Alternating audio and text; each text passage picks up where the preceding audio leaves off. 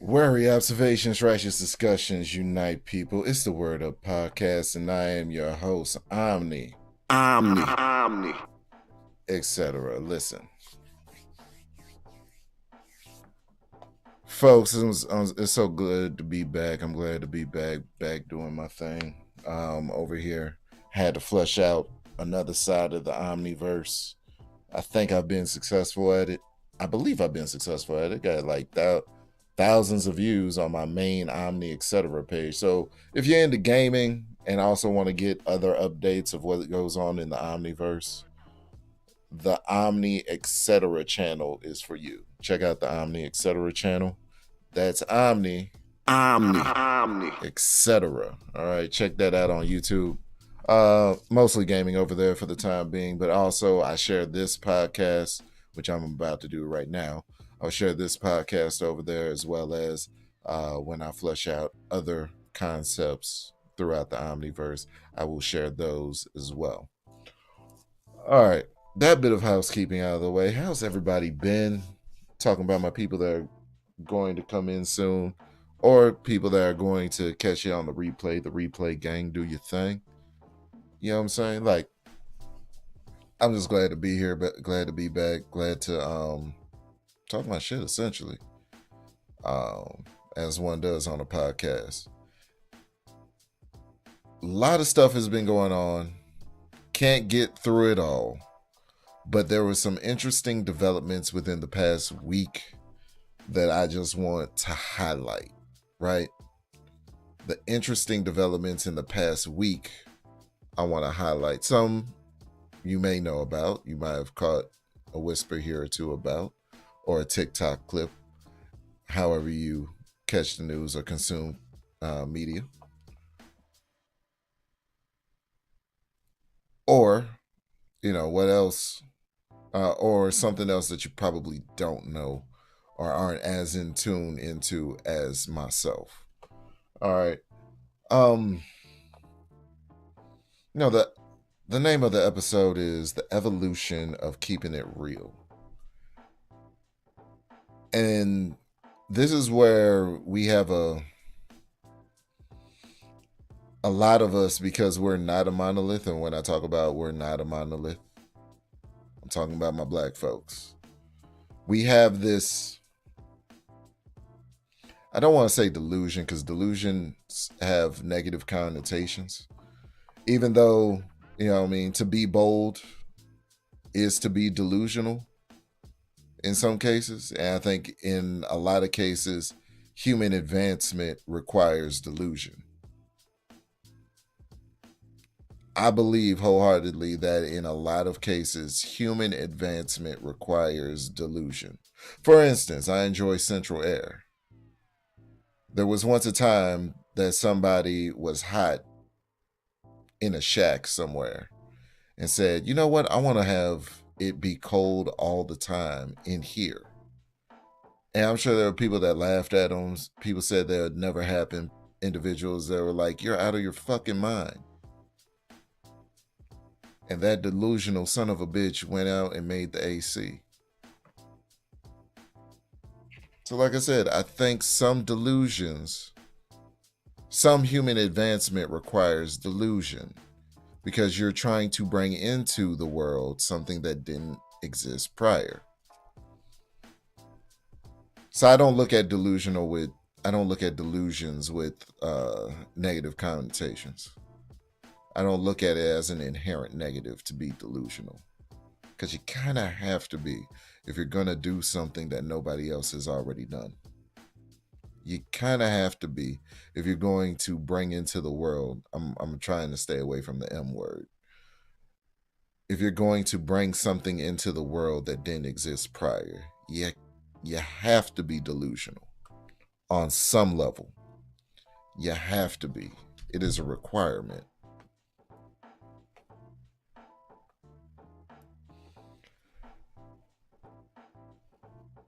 But today we're going to distinguish between good and bad delusions, because this is the thing. Since we're not a monolith, and I'm talking about the black folks, there are delusions, there are things that are harmful, and then there are things that are helpful. And I think the fact that we're not a monolith has been more harmful than helpful. In recent years, at least. I think there was a time where it's necessary, but now that time has passed. Without further ado, let's jump on in.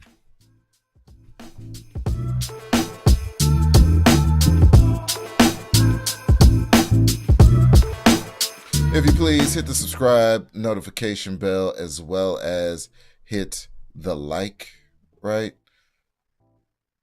I'm gonna do these more often. It's gonna go from a set schedule to whenever I find time, and I can actually find time more often now.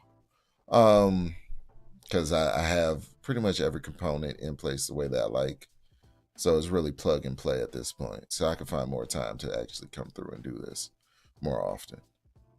So the first thing that we're gonna go through is Young G, you know what I'm saying? Young G to an OG, you know what I'm saying? A YG to an OG, right? The first thing that we're going to look over is this right here. Yo, shout out to Cellulite Podcast in the building. What's happening? What's happening? What's happening? Hey, you just missed my opening monologue, G, but this is what we're going to go over. Salute to Cellulite Podcast. Check out Chaotic Herald if you're into dismemberments. It was like artful dismemberment is what I want to say Chaotic Herald, that channel is about. Just calling out BS across YouTube, across the YouTube space. I don't know if I'm gonna make a channel like that yet. I don't know. I think I need to get my name up more. I need to get my weight up. You know what I'm saying? And that's why I'm over here doing it. But there will come a time, I believe, because a lot of people out here, a lot of suckers running rampant. Yeah, it was a dismemberment, bro. It was a dismemberment. Like, you played Dead Space, right? That kind of dismemberment. You know what I'm saying? Like, you did it until nothing was left. Like, you broke them down by the molecule. It was artful. It was artful. Like I said, you went from raging fire in hell to a somber rain, and like from the artistic perspective, it was genius. It was genius. Shout out Cellulite Podcast. I suggest you subscribe to Cellulite Podcast. Yeah, Dead Space style.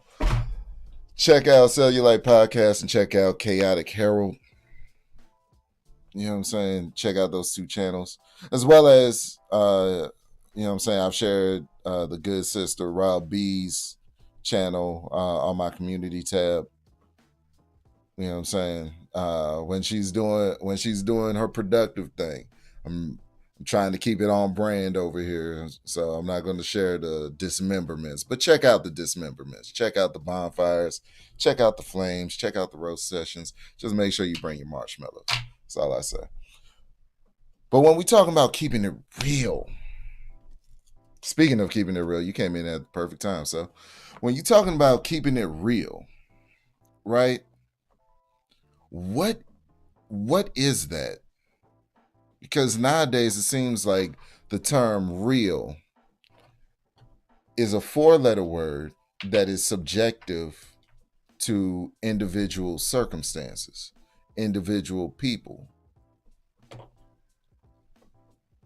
And what I find is things that are subjective, things that are more fluid, right? Concepts that are more fluid tend to leave room for the bullshit, for the things that actually do not serve us, for the things that we're trying to get away from, but we still want to entertain. You know what I'm saying? Like, I'm guilty of it. I'll never say that I'm a perfect person. Christopher J, what's happening? Christopher J in the building. What's going on? What's going on? Appreciate you sliding on me. But when it comes to man, I make a title with keeping it real, and then all the real ones show up on me. That's what's up. But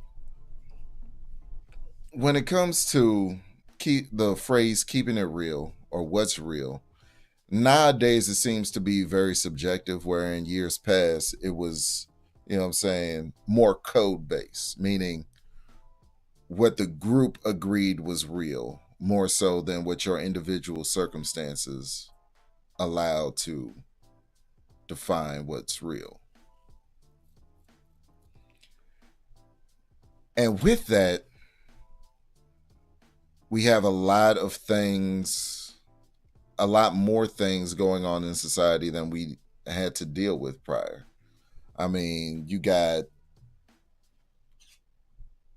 on one hand, you know what I'm saying, not that I agree with the sentiment, ladies, but not that I disagree with the sentiment. Let me be specific. Not that I disagree with the sentiment of my body, my choice, but it usually is only in one way.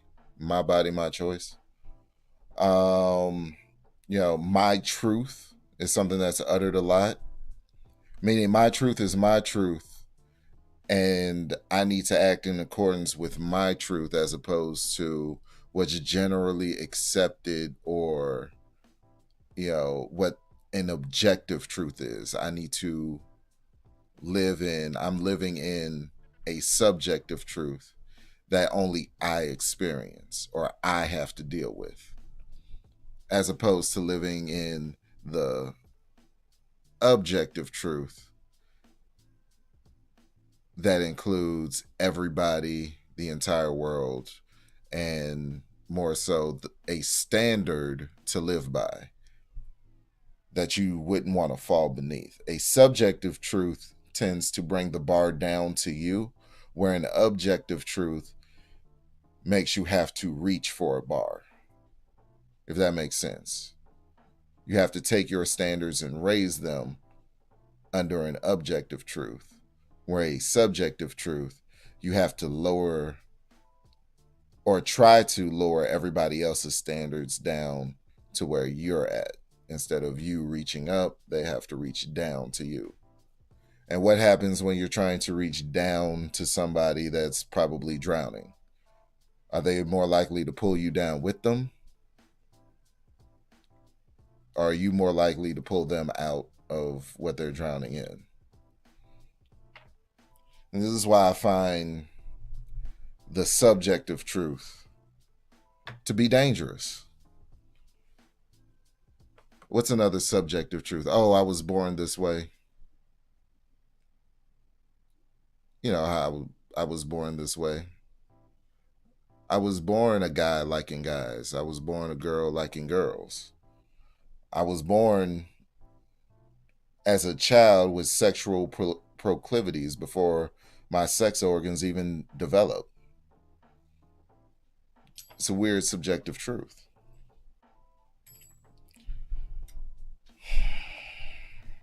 As a man, I was born feeling like a woman.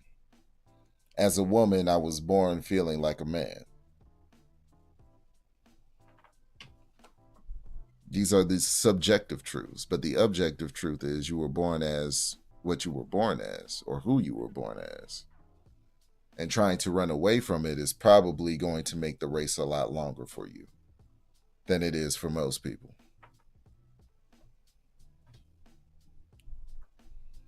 So when we talk about keeping it real, especially in the Black community, we tend to be talking about some of the most destructive and self-destructive behaviors possible. You know, just visited last time I was here Amber Rose, who's turned over a new leaf with she's gravitated from the slut walk and all this into conservative values, but come find out she's always had conservative values. And this is what I've said on my episodes where I talk about hypocrisy, not just hypocrisy, but hypocrisy. Speaking specifically in hip hop, are all of these instances in which people are selling you on something that they themselves do not partake in, i.e., Cardi B with her daughter. She doesn't want her daughter to listen to WAP, but why is it good for everybody else's daughter?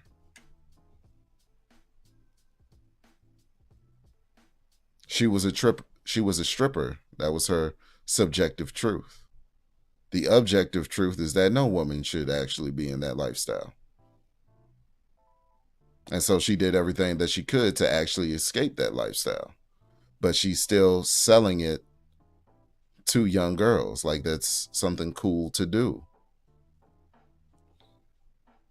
But she doesn't want her daughter to do that or partake in that. Even a lyric in that song, I don't cook, I don't clean. Let me tell you how I got this ring. The lie detector determined that was a lie.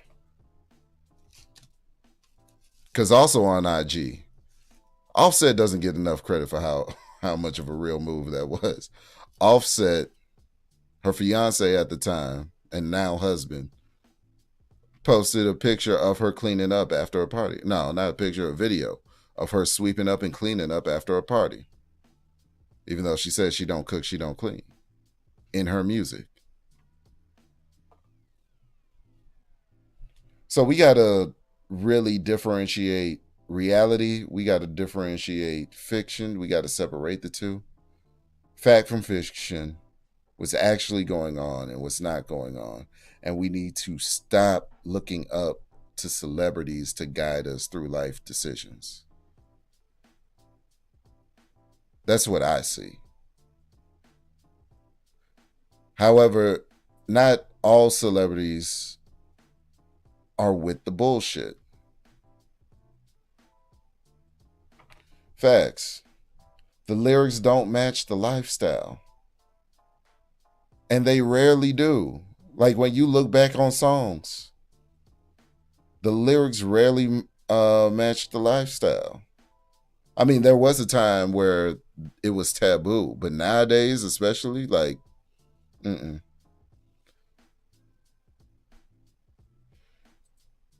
You know what I'm saying? We could look at an instance as recent as the Drake and Kendrick back and forth. Drake was talking all hard on records. Drake's been talking hard on records. His house got shot up and he had to relocate to Texas for protection.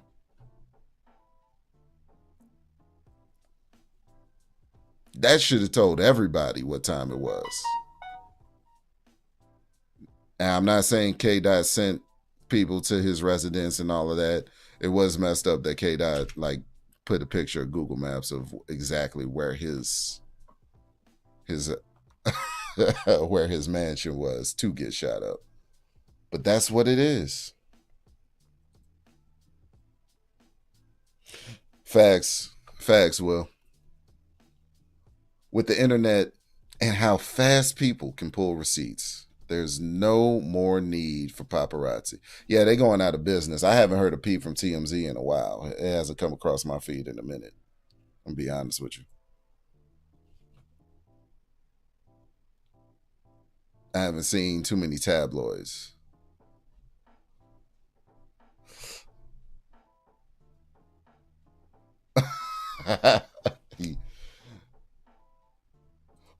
Public doxing, yeah, public information isn't doxing. But did everybody know that Drake lived there? Like, did everybody know that was his residence? Is my question. I appreciate you, Natasha. Yeah. So let me break it down because I did it in the opening monologue, but since everybody's here, let me go ahead and break it down again. All right. So the Omni Etc. channel is primarily going to be gaming, but it's also going to update all the other things that I'm working on as well. You know what I'm saying? All the other things that I'm going to be working on. All right. I got a lot of ideas I'm trying to flesh out. So yeah, I'm doing gaming over there and then doing other updates as well on that channel. And then there's going to be more stuff over there as well on that channel. So I'm just starting with the gaming just to see, like, you know what I'm saying, what audience I can build off of gaming and then introduce them to other things. Because it's easy to start a foothold. I'm noticing it's easy to start a foothold in gaming and then introduce people to other things. Because gaming nowadays is more of a it's not like it was back in the day. Yeah, it's not like it was back in the day. It's like back in the day, gaming had like ESRB ratings where it was like T for teen and all of this. If you're doing any type of gaming on the internet, people kind of know that you're going to be cussing, or you know what I'm saying, people could get a better sense of who you are and actually see how you rock out via gaming more often than not, because gaming is more organic. Like if something scares you or has you have in a moment of panic, people can see how you cuss and all of it. It's just the little things that I've noticed. It's just the little things that I've noticed since I've been doing gaming content. But appreciate everybody for being here. Yeah, since the Kanye, yeah. Absolutely. Appreciate you, Natasha, as always. So yeah, and Kanye West, like he got so much flack. Kanye West gets so much flack for being. I've never seen a brother get so much flack for being right all the time. It'd be like everybody's up in arms about what Kanye West says, and then literally 1 to 2 months later, the exact shit that he was telling us about comes to pass. It's crazy. And then when he says the next thing, everybody's up in arms all over again. But, you know, it is what it is. It's the game. Either you're going to disseminate the information that comes across your desk, or you're just going to remain stagnant and you're not going to do anything with it. You know what I'm saying? So shout out to Kanye West for keeping it real. I don't know about, you know what I'm saying, his current escapades with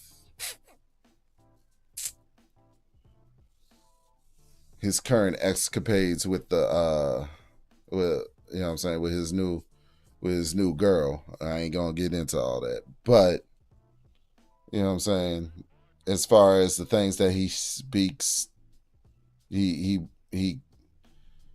casts off shadows, speaks things into the light, speaks truth to power, and he catches the utmost flack for it. Hey man. Yeah, Kanye been right since left went backward. Yeah. Kanye and Cat Williams get the same treatment. I don't doubt it. And that's probably why we don't really hear too much of Cat Williams in the news, because he doesn't feel like being out and about anymore like that. Because if y'all remember correctly, Cat Williams had a long stream of time where he was just going to jail repeatedly. Like people were really at his neck for standing on certain things, for saying certain things, for doing certain things. Small hat community every time. And I try to tell people, look, they own every, like if you look up the names in executive positions in media in general, the people that hold executive positions in media in general, traditional media, right? It's a bunch of Steins, Steens, Bergs.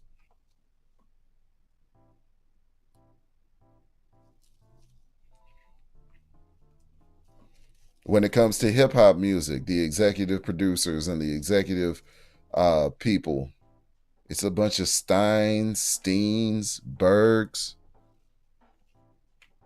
Cohens. Listen.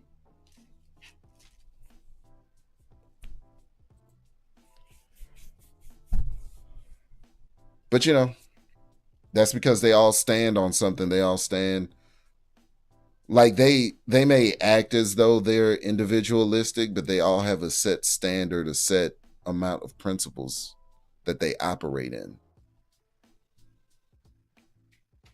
And I see if black people can get out of their individualism long enough to develop a code or go back to a code, because there was a point in time where black people stood on code. We would be in a better position because we would have the leverage to ask of others that which we already asked of ourselves.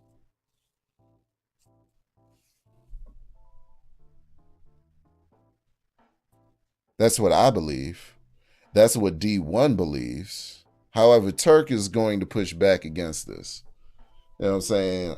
Hot Boy Turk, if you don't remember, Turk been trying to get back with Cash Money, trying to patch things up with Birdman, Lil Wayne, trying to get this Hot Boy reunion together. And D1, who's also from the NOLA, much as myself, down from the bayou, much as myself, he sees things a tad bit different. Let's get into it. Because it's absolutely crazy where this goes to, how quickly. This footage is brought to us by Beehive ATL. Shout out to Beehive. I'm playing it from the beginning because I want y'all to notice the forward culture. Just check it out. Let's the forward culture. Is that forward thinking? Is that forward motion? Let's see what they mean. Because everybody talking about this Hot Boy reunion, you know what I mean? And, bro, I don't think that we need a Hot Boy reunion. I'm serious, bro. I'm serious. Chill out, bro. Chill out, bro. Chill out, bro. Chill out, dog. You ain't trying to go back to jail. Chill out, bro. You ain't trying to go back to jail. Chill out, bro. Chill out, bro. Chill out. Chill out, brother. Chill out. Like, seriously, like, why would Turk even play like that? Niggas from New Orleans play too much with death and life. Because I know, being from that environment, if he going into his bag, I damn sure going into mine. I don't think D1 got a bag to go into. But if he's going into his bag, I'm not going to be like, chill out, nigga. Okay, you got yours, I got mine. What you want to do? That could have escalated really quick in the wrong ways. Turk, I love you too much to not be honest with you, bro. Don't say that, man. Bro. Because this Hot Boy reunion is going to change. Bro. Look, this Hot Boy reunion, all jokes aside, is going to change people's mental. All the things that went on with me and my brothers, a lot of people was criticizing me, saying, why are you still pushing? They don't fuck with you. They don't fuck with you. They don't fuck with you. It went from me not talking with Juvie to talking with Juvie. Me not talking with Fresh to talking with Fresh. Me not talking with Wayne to talking with Wayne. Me not talking with BG, gonna be talking to BG, and gonna be talking to Birdman. Those are my family. You know what I'm saying? And when outside peoples don't understand that, bro, we are part of a bigger picture, and it's more spiritual than anything. You know what I'm saying? So when you say you don't need this, that's like saying we don't need God. In my eyesight, when I have a vision and I know what God then showed me, it's going to be something bigger, to where people who are going through something, when they see we reconcile after sin, everything play out the way it playing out. Man, if the Hot Boys did it, if Cash Money Millionaires did it, I'm about to call my bro. Bam, bam, bam. And people getting on one accord, bro. It's bigger than us. That's I need niggas to stop doing something immediately.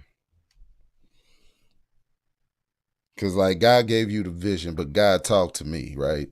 And I'm just, listen, God, this is what God said to you on God niggas. He ain't had nothing to do with nothing you talking about. I'm sorry. God don't have nothing to do with anything that you talking about a Hot Boy reunion and God being involved. out of all the things that he could have said, right? God being involved in a Hot Boy reunion. I think D1 is actually spot on. I haven't heard too many people ask for a Hot Boy reunion, let alone want one to pop up here. I haven't heard many people ask about a Hot Boy reunion. But God did not tell none of you niggas. I wanna make it abundantly clear. God didn't tell not one of you niggas. He didn't call you on the phone. He didn't hit you on the prayer line. You know what I'm saying? God did not tell not one of you niggas that y'all needed a Hot Boy reunion.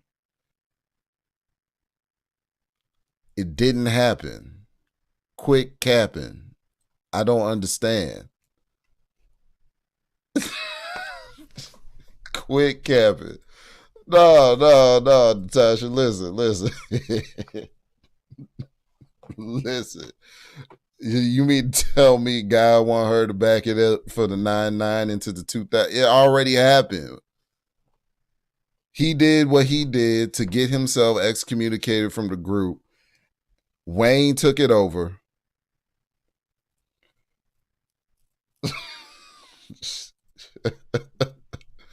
Listen. Nah. Is YZ with the is YZ Hot Boys. But listen, nah, there's nothing you can get to me. There's nothing you can tell me about God and the Hot Boy. You can't tell me that God talked to Turk of all people. Like, he didn't talk to Birdman. He didn't talk to Lil Wayne.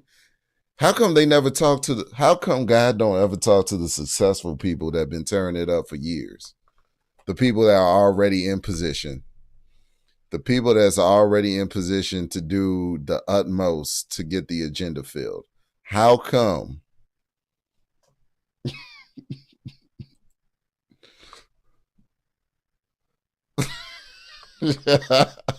Listen, I'm trying to forget that era. I'm trying to forget.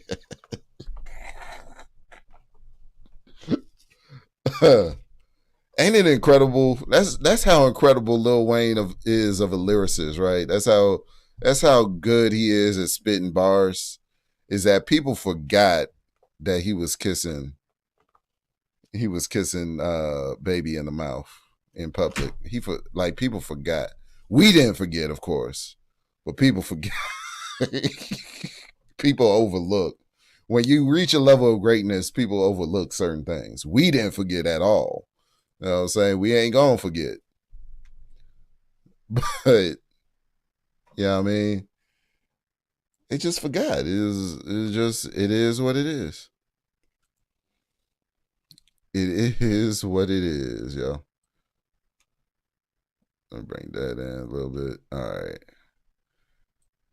Now I can move that over like that. There we go. That's how it's supposed to be. Let's be honest, honey. A dude calls you daddy, gives you dat pause, and then fixes his anal skin lips to plant. Jesus Christ. I'm mad that I highlighted that. I'm mad that I highlighted that one. Yeah, nah. That's when I got to go into the bag like Turk was about to go into the bag over the Hot Boys reunion comment. That's when I got to go into the bag.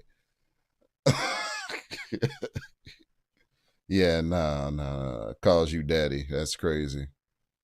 Shh, they got that shit from Diddy. No Diddy. Man, all right. But why is it?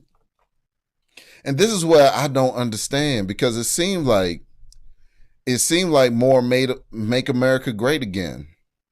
Because he trying to go to the past to make something in the future more positive. You understand what I'm saying? He trying to go to the past to make the future positive. And that's why I didn't understand the forward culture. How you gonna push the culture forward if we always go into the past for some place that we've already been at? If we've evolved out of it, why revert back to it?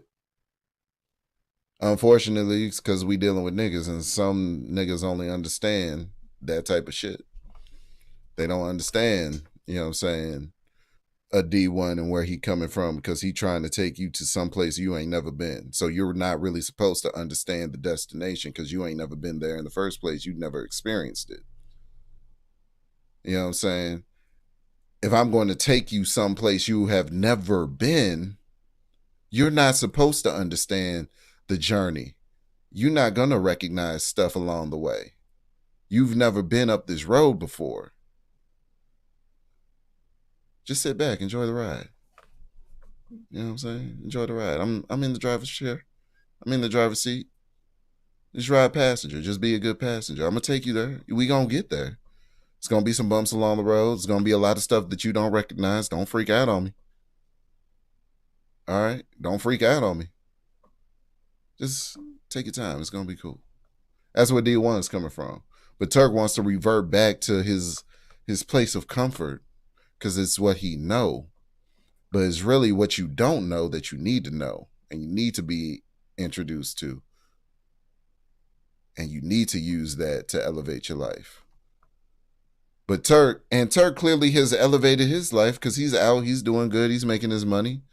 There's some things that he's doing that he wasn't doing before. Why don't you impart those lessons instead of trying to have a reunion of a time when y'all were boys and step into manhood and just express yourselves as the men you are now and be reflective on those times? Like, yeah, I did that. That was kind of fucked up because I was in a fucked up position in life. But now I got to move forward.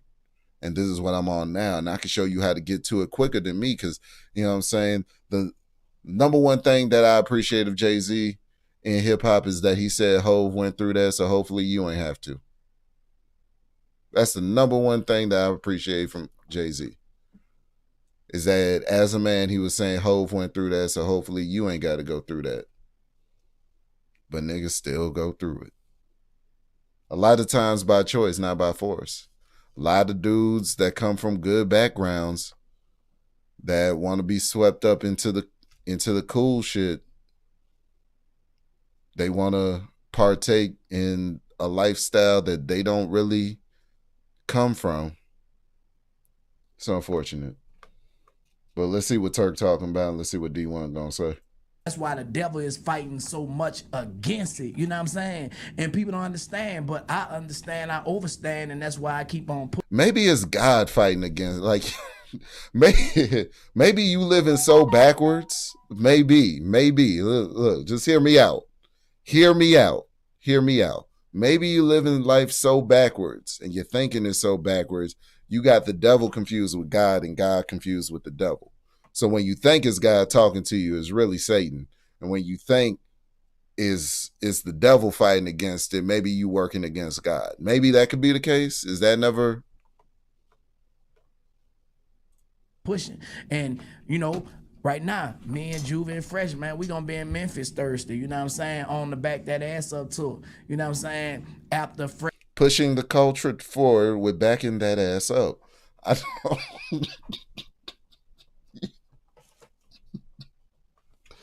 You can't make this shit up, man.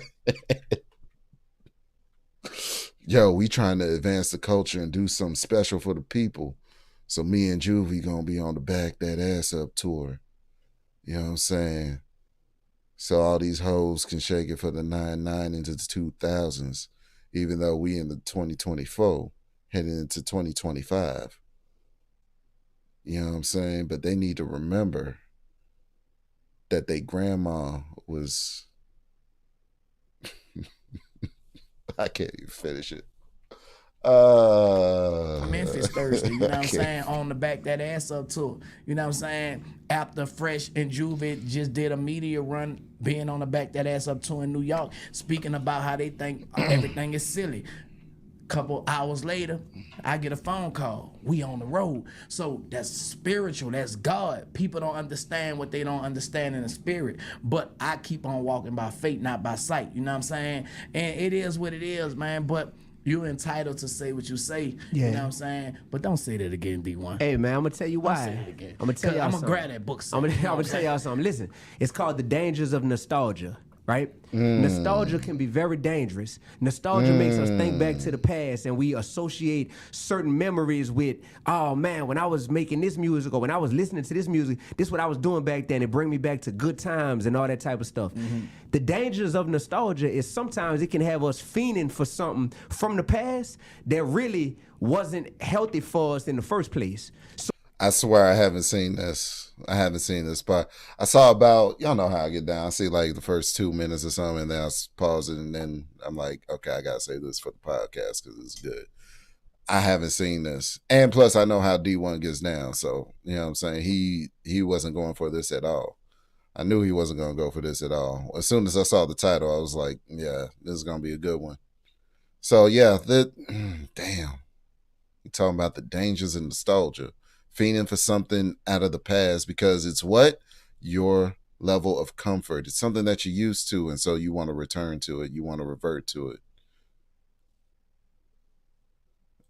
So when it comes to hip hop, we wanting to celebrate. How about we celebrate who y'all are today instead of celebrating who y'all was 25 years ago when, like you said, you was on that powder. BG was going through the same thing. Let me cut you off right there though.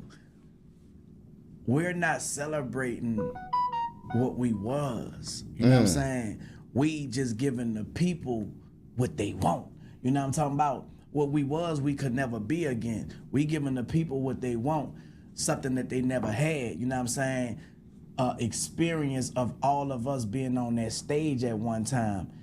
I don't think it's so much of people being in the past, and I think people who don't understand won't never understand. You know what I'm saying? And that's why people who don't know just fall back and watch how it go, and they'll be blessed by the situation. You feel me? So that's your persona. I mean, that's your observation of it, but it's not that. That's just like me saying, D1, you don't like drill rap. You don't like this type of rap, but when it's beneficial for you, I'm about to do a song with you, and I'm just gonna be on my side, and Fredo Bang gonna be on his side, cause Fredo Bang talk, that gangster talk, but you got a song with him. So how you explain that to people that's saying you not supposed to even be on that record? Because of what we talking about on that song. Now, if y'all was talking about doing a new album together and reflective of who y'all is today, and y'all have grown and matured, I think that could be revolutionary for hip hop. But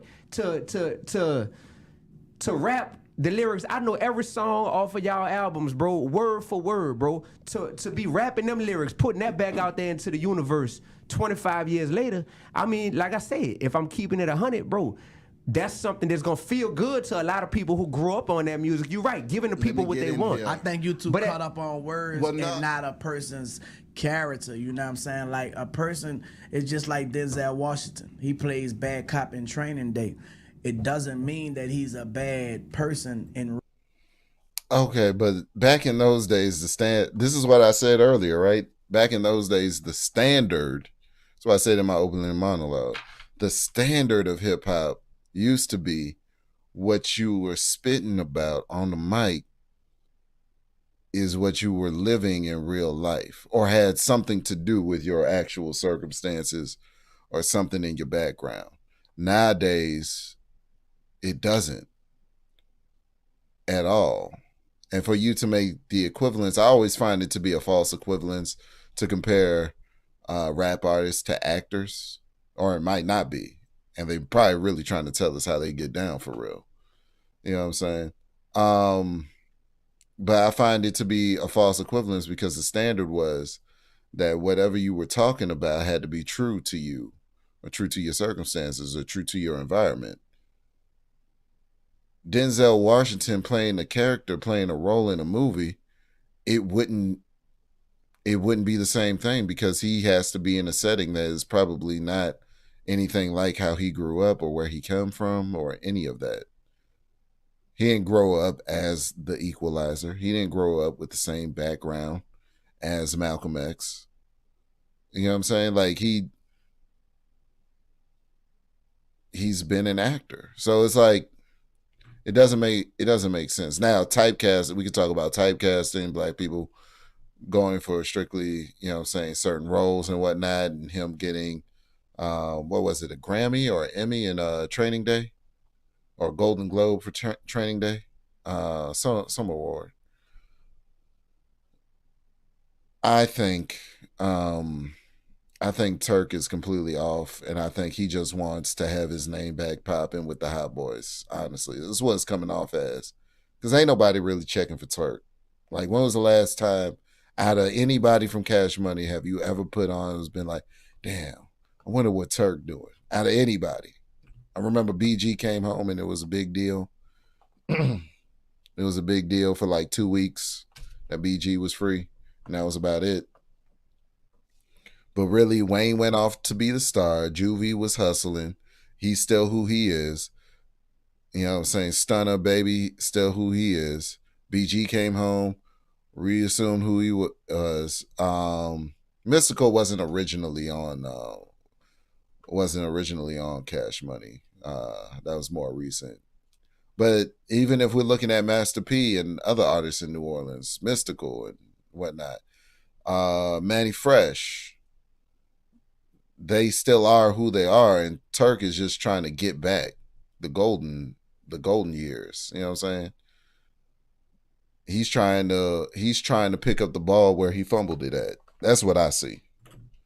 Real life, when he goes home, he Denzel Washington. I think people judge people to the point where, you know what I'm saying, I'm beyond sin. You feel me? Like, I don't think it's that. It's based on what are you really telling these people? What are you really giving these people? What messages you carrying on? Don't be like me. Don't be influenced. Be inspired. And I think that's what it come down to, bro. Like, we just gotta stop thinking that we know what another person is doing, because I don't know what a D1 doing. You feel me? Only you know your purpose and you know your heart. Only you know your relationship with God. Is just like us. You know what I'm saying? We are great people. So you saying we actors as rappers? You saying we actors? I think we all are actors when we are rappers. We painting a picture of something that we done either seen, something that we done been through. But most of us are not doing the things that we talking about now. But it is reality, and it's the message after, I think, that comes that make the sense. You feel Well, me? this would be my question to you, D. If you grew up in New Orleans and you know every song backwards and forwards, how did we still get a D1? If it was that crazy and Exactly. it was killing you, how did we get the D1? That's what I'm saying. Yeah. See, I think it helped us to get a D1. Yeah. Beehive Street credibility is what gives us a Beehive. I'm gonna be honest, that's the dumbest shit I ever heard. There could possibly be more B1s. I mean, there could possibly be more D1s as if there wasn't, you know what I'm saying, if there wasn't so much of that involved. The hood mentality stunts the growth of the youth in a lot of ways. A lot of people weren't here a lot of people aren't here that should be here behind that bullshit. Whew. Raw B in the building. Raw B privilege. What's up, sis? Appreciate you sliding on me. Sliding on the Word Up podcast. Appreciate you. You know what I mean? Yep. Got Raw B in the building. Appreciate it. Highly appreciate it. Like I said, I make a title with real, and all the real ones pull up on your boy. You know what I'm saying? I make a title with keeping it real in the title, and all the real ones that I know pull up. It's a great day. All right, so yeah, I'm sorry. That's just the dumbest thing that I've heard. It's the dumbest thing that I've heard. So him knowing all the Turk songs, all the Hot Boys, all of that was so influential that it caused him to go the complete opposite way. And this is where we get into Schrodinger's cat, right? This is where we get into string theory and all of this. Well, branch theory. Like, because in a parallel universe, D1 was probably a drug dealer shooting up the neighborhood and all of this. You know what I'm saying? We'll never actually know the amount of, we'll never actually be able to know or fully quantify the amount of people who have had their lives altered through the influence of hip hop in a negative fashion. But I can tell you that if hip hop was on more of a positive tip than a negative one, more people would probably be in a better place mentally and thus be able to choose things that are in their own best interests. And so we would have a lot better outcomes for the individual. And the individual is what the individuals are, what the community are comprised of. So then the community would look different if the influences changed. I do know that for a fact. So to say that we still got a D1, we still got one D1, even though the Hot Boys was a thing, and listen, is very difficult to overcome nigga shit when you're submerged in it. Like when you go to public school, it is very difficult to stand on principles that you don't fully understand because they're just given to you by adults. And then you go to public school and all the kids are on straight nigga shit. It's very difficult and it kind of fucks your head up a little bit. That's why I salute D1 for being what he's on in this moment, holding Turk accountable and standing on his principles, standing on his standard, and raising the bar. It's a very difficult thing to do, especially when you're the odd man out, you're alone in the fight. But the path is narrow for few are meant to travel it. Just is what it is. It's the nature of it. So, but I think BATL is completely off on this right here. In the podcast field, simply because I can identify with the people that I talk to. Exactly. If I never was from Southwest or the west side of Atlanta, I wouldn't be able to talk to the people that I talk to because of those experiences. Now, at the age of 40 years old now, I know better. to hear that again, it's going to take me back to where I was at 20 years old, 15 years old, and it's going to have a good time in this thing. But it's also going to inspire other people to be able to still do what they do.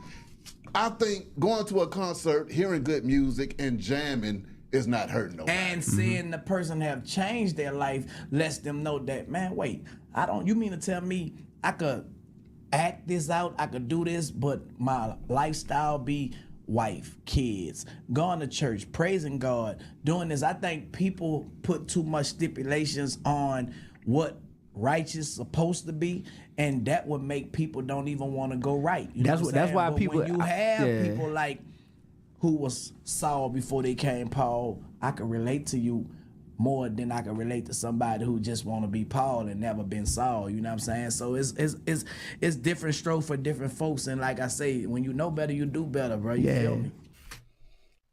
Nah, let's get into this other one. Let's get into this other one real quick, this other clip. And then we're going to get into the other topic. But listen, so because you relate, the need to relate, I believe, is killing us. The need to relate to everybody is killing us. Because if you already relate to something, then you'll never, if your connection needs you to relate to a person, in order for your growth, if you're waiting to relate to something, a situation or an environment or a person in order to claim your growth, you're never going to grow because you're always waiting for that bit that you relate with someone. When really, in order for you to grow out of your circumstances might be so fucked up that you probably need something that is completely unlike anything you've ever encountered before. You need to get someplace that you've never been before. And to do that, you got to do something that you ain't never did. So our need to relate all the time really hinders our growth in the long run. That's what I see.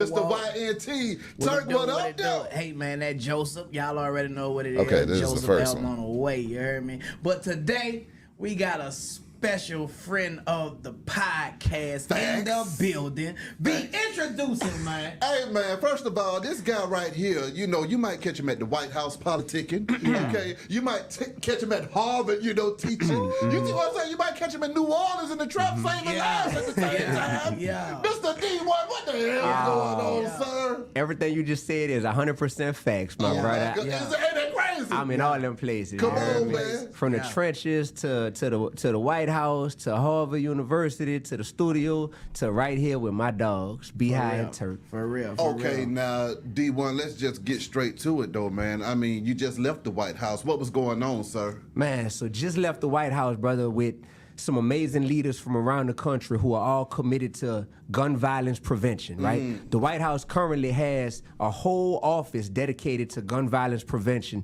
in urban cities and urban communities. So you got people that's doing this work, right? Yeah. They community leaders, they're violence interventionists all around the country. So this ain't the laws, you heard me? This ain't the police. This is people that's living in the hoods, in the streets, that know how to diffuse these conflicts. That know, like, man, this how we really, it's only 1% of people that's committing violent crimes. I don't know if y'all knew that. Only 1% of people inside each city commit violent crimes. My God. So they're like, man, we got relationships with the ones that's pulling the triggers. Yeah. So we went to the White House. We got to sit.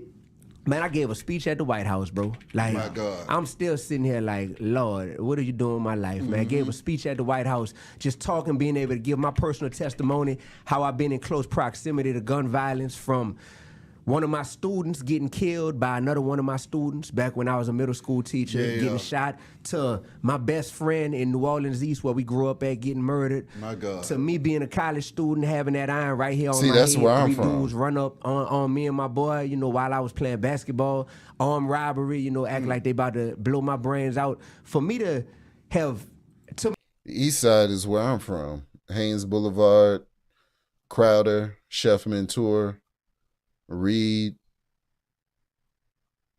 you know what I'm saying, Kenilworth, Castanets, Lake Pontchartrain, that's my area. That's the east side of New Orleans.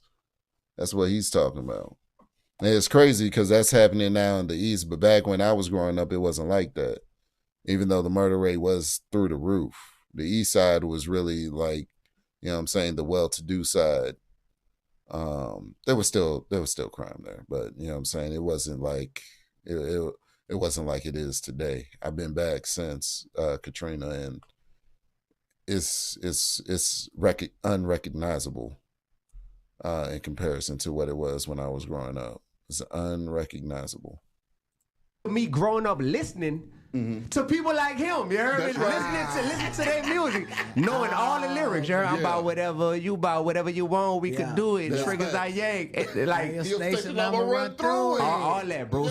So being like, dang, I've been around guns and gun violence my whole life, but now the way that I'm interacting with violence is, yo, let's use all them experiences, all that trauma, all that music that poured into us, and let's take it to the highest heights. We at the White House, and we talking to them about the resources that people need in the cities in order to make this gun violence decrease and go down. But do it take going to the White House to get people in our community to wake up? Because the White House, like you said, man, you know what I'm saying? I don't believe that the White House can relate to us. You know what I'm saying? Why go way to the White House when you could go to the Black House, you know what I'm saying? In the communities and talk to the people direct. What difference would the White House make from the Black House?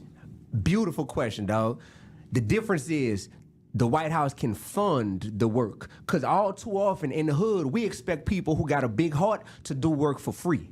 Oh, man, you trying to change the community? That's good, brother. You should be volunteering your services. The White House got that bag to where it's like, you got a good heart, you in the community making a difference, man, you deserve to make a fair wage, you heard me? A comfortable living off of doing that. That's the difference. The White House could literally say, all right, we're going to dedicate $5 billion throughout the country. We're going to spread it out to all the people that's doing that work. And that's actually what they did. So is it about the money or is it about, you know, changing the community? Because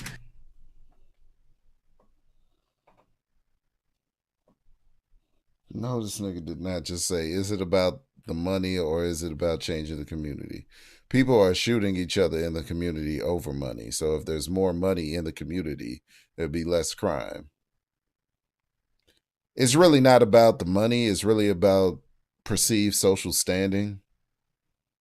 So everybody wants to be that man or that chick with the bag because it's about social standing, because they know that people are treated. It's perceived that people are treated better the more money that they have. But honestly, humans are humans at every level. So he's saying, is it about the money? Yeah, the money plays a part of it. The money is a component of it. But it's shifting your mindset. And so if you can get paid for the work, if you can get paid for the work that volunteers do, then there will be more hands because there's more incentivization to do the work that needs to be done. Is it about the money or is it about... Throughout the country, we're going to spread it out to all the people that's doing that work. And that's actually what they did. So is it about the money or is it about, changing the community? Because every so often you have people just like us, you know what I'm saying, who find out how to get these 501c3 nonprofit organizations. All the nonprofit organizations, but then, I seen and respect to Charleston White, you know what I'm saying? And I don't know, because Charleston White, he do what he do. But I seen him saying, fuck the community. I ain't in the community no more. I'm in the strip clubs now. I'm doing my thing now, you know what I'm saying? I ain't trying to do this no more. You know what I'm saying? Is it serious enough that people are really trying to make change, or are they trying to make change? Yeah. Well, you got people that's trying to make change because they understand that impact should always come before income. You heard me? It's that simple in life, brother. Like, some people realize that the greatest gift you can give to this world is to positively impact somebody's life, so that now, like Tupac said, I might not change the world, but I guarantee you I'm going to spark the brain of the person that will change the world. When Tupac died, he wasn't no 100 millionaire. He might not even had $1 million to his name. But you can't tell me he ain't make change, even if he wasn't making all the change, you feel me? So impact over income is gonna always have a person like, nah, that's what we need to prioritize. Unfortunately, in the community and in the industry that we in, you got people that wanna make income first and foremost, and then they're like, all right, after I make the income, then I'll focus on making some impact. But what happens is you get addicted to the income. And when you get addicted to how you started making the income, the impact is just like that diet you said you was gonna go on. You keep pushing it back. Oh yeah, I'm gonna start next week. I'm gonna start next month. Oh yeah, it's just like that thing you keep procrastinating on. So all we see is a whole bunch of artists in our industry who have made a bunch of income and a whole bunch of community activists. I hate what you just said about Charleston White, bro. That dude really said that? He said That's that. horrible, he said that, bro. I believe it was with Sean Cotton. And, I respect Charleston White. There's no disrespect to him, but I just wanted to, like, make a comparison to what our people be doing when they find out there's a check involved, you know what I'm saying? Because we come from poverty, bro, you know what I'm saying? And, I think some of us like to get in those high places to get those checks, you know what I'm saying? And it don't be real, man, you know what I'm saying? So how do... Now, his concerns are actually valid. I will say that, because we're about to see in my next topic, actually, which I'm going to have to speed to. I'm going to have to cut this one off short because I think I made the point enough on this one. Turk is really just trying to get back the Hot Boys reunion so he can have relevance again. That's really all I'm saying. But his concerns here are actually valid, and I'm going to use this as a segue, right, from keeping it real and keeping it real, because still it's the same topic. We got to talk about something I've honestly been avoiding talking about. I've honestly stayed away from the subject matter because I didn't want it to be true. I didn't want it to be true. I really didn't. But we got to talk about your girl Tiffany Henya, because she is doing egregious egregious things. Just like Turk was talking about, to his credit, all right? To Turk's credit, these people that get in high positions, they get the bag, they run it up, and they forget about the people. We're going to start with NBC's Chicago. Tiffany Henyard, for those who don't know, is the mayor of Dalton, as well as, I don't know if she's been removed from the seat yet, but I'm going to say she's the mayor of Dalton at this point in time, as well as a township within Dalton. She is the supervisor of. And there's a bunch of egregious things around it, around her positioning, around her use of funds. I was telling people on certain shows, like, yo, y'all need to watch out for old girl, because, you know, she's doing a lot of things. She was the Nino Brown mayor, if you care to look that up. The Nino Brown mayor, she literally was dressed up like Martin, doing an impression of Nino Brown on the Martin show, dragging a stuffed animal, a stuffed dog around the floor. Yo, it's absolutely terrible. Talking about, you know what I'm saying, she needs her money. She had a DJ at one of the meetings say, bitch better have my money. And she was talking about the people and paying their taxes. This is the most egregious story that I've heard.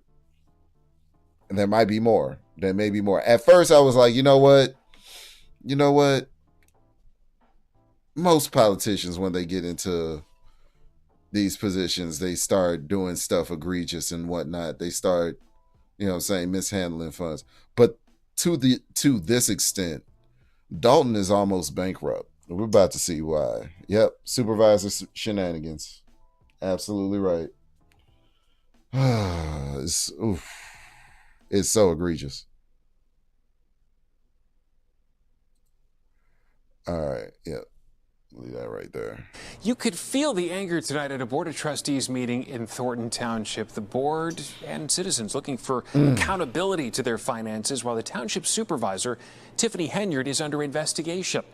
NBC5's Regina Waldrop live from that meeting tonight with the latest. Regina? Good evening, Stephen. This was a long and at times a heated meeting. So you had a number of trustees looking at ways to curtail spending by the administration here. But then you had the town supervisor here also upset with several trustees who had voted at a previous meeting not to pay certain vendors or payroll. Hold on, you out of order. If you want to have a little cat fight, we can handle this back there.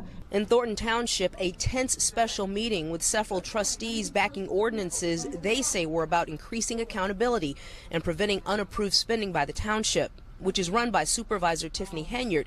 She's also the mayor of Dalton and under federal investigation for alleged misuse of municipal funds.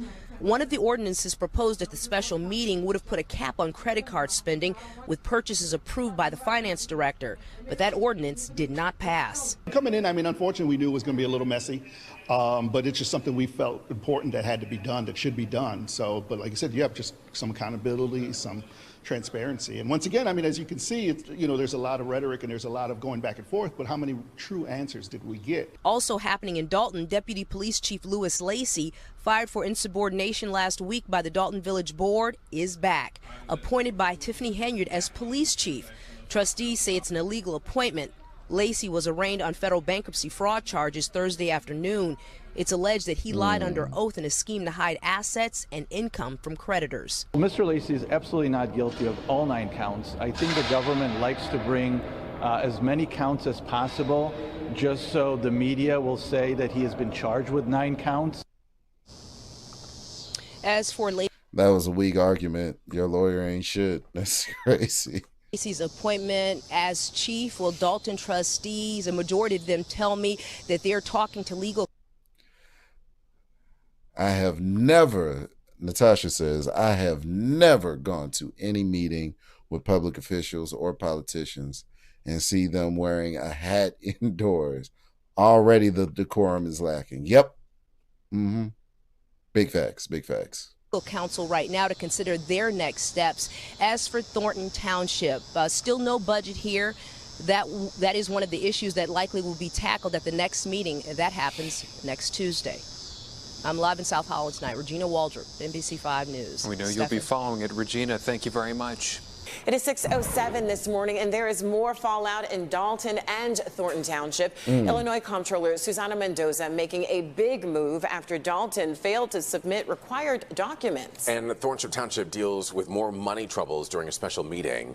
NBC5's Sandra Torres joins us now live from our control center to kind of break down all these latest developments, Sandra. Yeah, Everett and Michelle, and there are several new developments. So first, let's start with that big announcement by Illinois Comptroller Susana Mendoza. She made a move to encourage Dalton's administration to follow the law without penalizing town residents. So Mendoza stopped the offset fund payments to the south suburb, which amounts to about $135,000. Those are payments from those who owe traffic fines and parking tickets and other municipal dollars. In a statement, Mendoza says that for 2 years, Mayor Tiffany Henyard's administration has not submitted required financial reports to her office.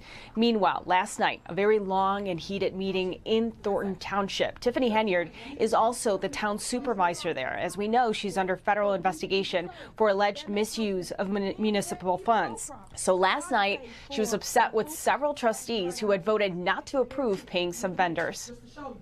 I think you should pay everybody. Is it a reason why you guys are not paying whatever that vendor is? What was it for? Is that the Jay-Z hat? For shirts. Wait a That's minute. what it's for. You just... This blackity blackness gotta stop. We gotta. She's doing it under the guise of blackity blackness. So people, what she wants to project is that people don't like her because she's a black woman, and that's not the case. You messed up the money. But invoice? They do. When can we see that? You can see it whenever you want. So let me just be crystal clear up here. Right now? You can see it whenever you want. Right now? Well, the clerk has everything. She said the clerk has everything. Several trustees continued to ask for invoices to make a more informed decision, they said, on those payments, but they did not receive them. Some of the trustees are also backing ordinances they say were meant to increase accountability to prevent unapproved spending by the township. One of the ordinances proposed would have put a cap on credit card spending with purchases approved by the finance director. That ordinance did not pass. Dalton trustees say they are now talking to attorneys to see what their next steps are going to be. From our control center, Sandra Torres, NBC5 News. We'll definitely continue. Okay, so let's see exactly what they're talking about because I got it pulled up, right? The whole of what was being spent. Let's see, do I want to do that one or do I want to do this one?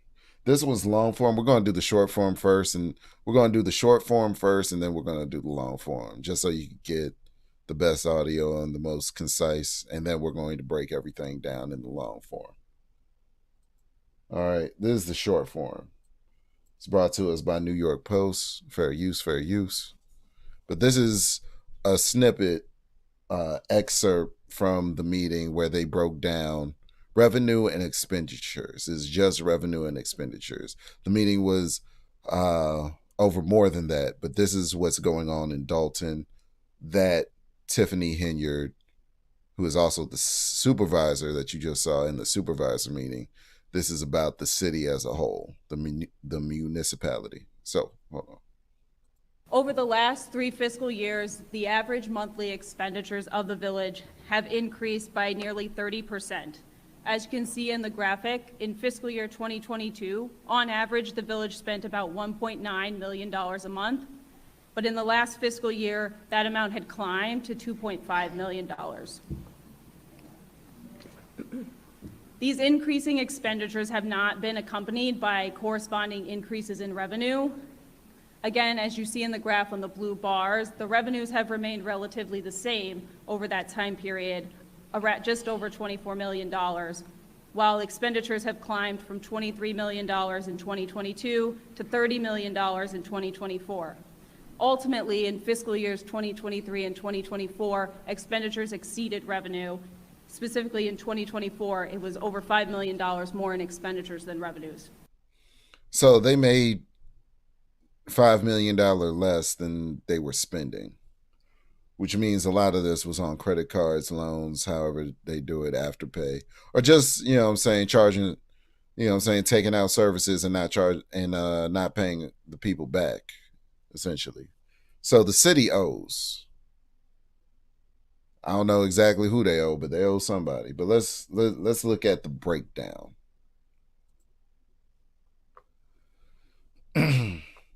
First, audits are needed. Yeah, definitely. And that's the crux of the argument, is that there have been no audits done because Tiffany Henyard has blocked every aspect to get audits done.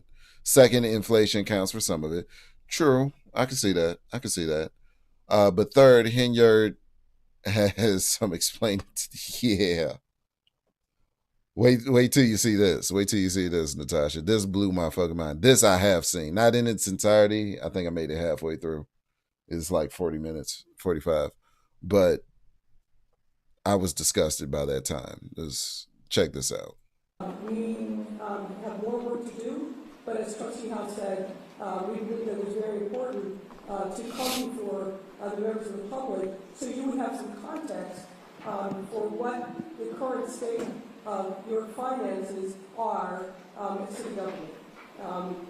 As has been alluded to, I think there's going to have to be some tough decisions that are made, but you've got to make that with as complete a set of information as possible, and that's what this presentation is intended to do. Our work is ongoing, and we expect to finish with in expedited fashion, but as I said, we wanted to get to you as quickly as possible. A couple of points, just so we're all. I'm not an accountant, and I suspect many of you in the room are not, but we will be covering some accounting terms. I wanted to just make sure that everybody had the same basic level of understanding as we go through these slides. We're going to talk about how the Village of Dalton handles its accounting system. We'll talk about in length, in detail, about the preliminary assessment of the financial status. We're going to go over what we've seen as increasing expenditures since 2021, unfunded. Okay, let me go through this a little bit. Go into more detail about this. The focus of our presentation this evening, and the general fund is what's used to account for the day-to-day operations of the village. Additionally, okay, so they're about to go over the general funds, and this is basically the bank account of the city that they use to pay. They have the revenue coming in, and they pay stuff with.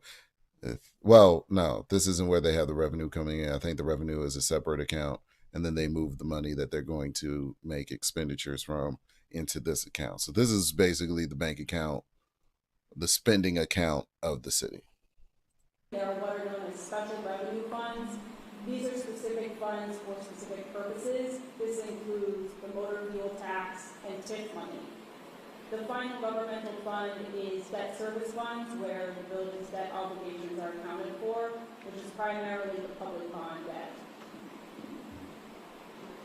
The final two categories of funds, which we will not be covering today, are proprietary funds, which account for transactions that are more business in nature, operations that should be funded by customer payments. That's the water fund, the sewer fund, and the fitness center.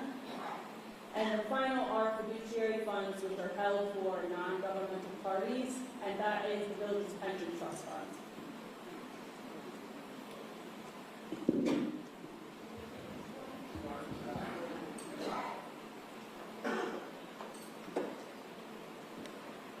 So let's jump into the specifics. Many of you know that the village's fiscal year runs from May 1 to April 30th. So it's those 12 months, but they span 2 years. Certain financial disclosures are mandated under state law that the village reports to the comptroller of the state each fiscal year. Two documents that we're going to talk specifically about are the annual financial report, and you see the citation there, it's a state law, and the audited financial statements. The village has not, let me repeat that, the village has not complied with these statutory requirements since fiscal year 2021. There's no annual financial report available after 2021, and no audited financial statements after 2021. So what that means is the information that we're providing you has not been thoroughly audited by a CPA, but we do have information coming from an entity that essentially serves as the finance department of the village. Historically, from what we can tell, the village has had small or no full-time financial staff. At various times, even though since 2021. You heard that right. Unfortunately, Natasha, you heard that right. Right. Since Mayor Henyard has been in this position, right? Since Henyard has been in this position, there hasn't been an audit, none. Since 21. I don't see how they get away with it for so long, because I know I only got until October to wrap up my annual report, because the brother was a little late on it this year. So, you know what I'm saying? They gave me the 60-day notice. They hit me with the 60-day notice on my business, if you care to be in my business. And they, under the threat of dissolution and all that, I'm a file it, clearly. But yeah. But for some reason in Dalton, the city is just allowed to go entire years.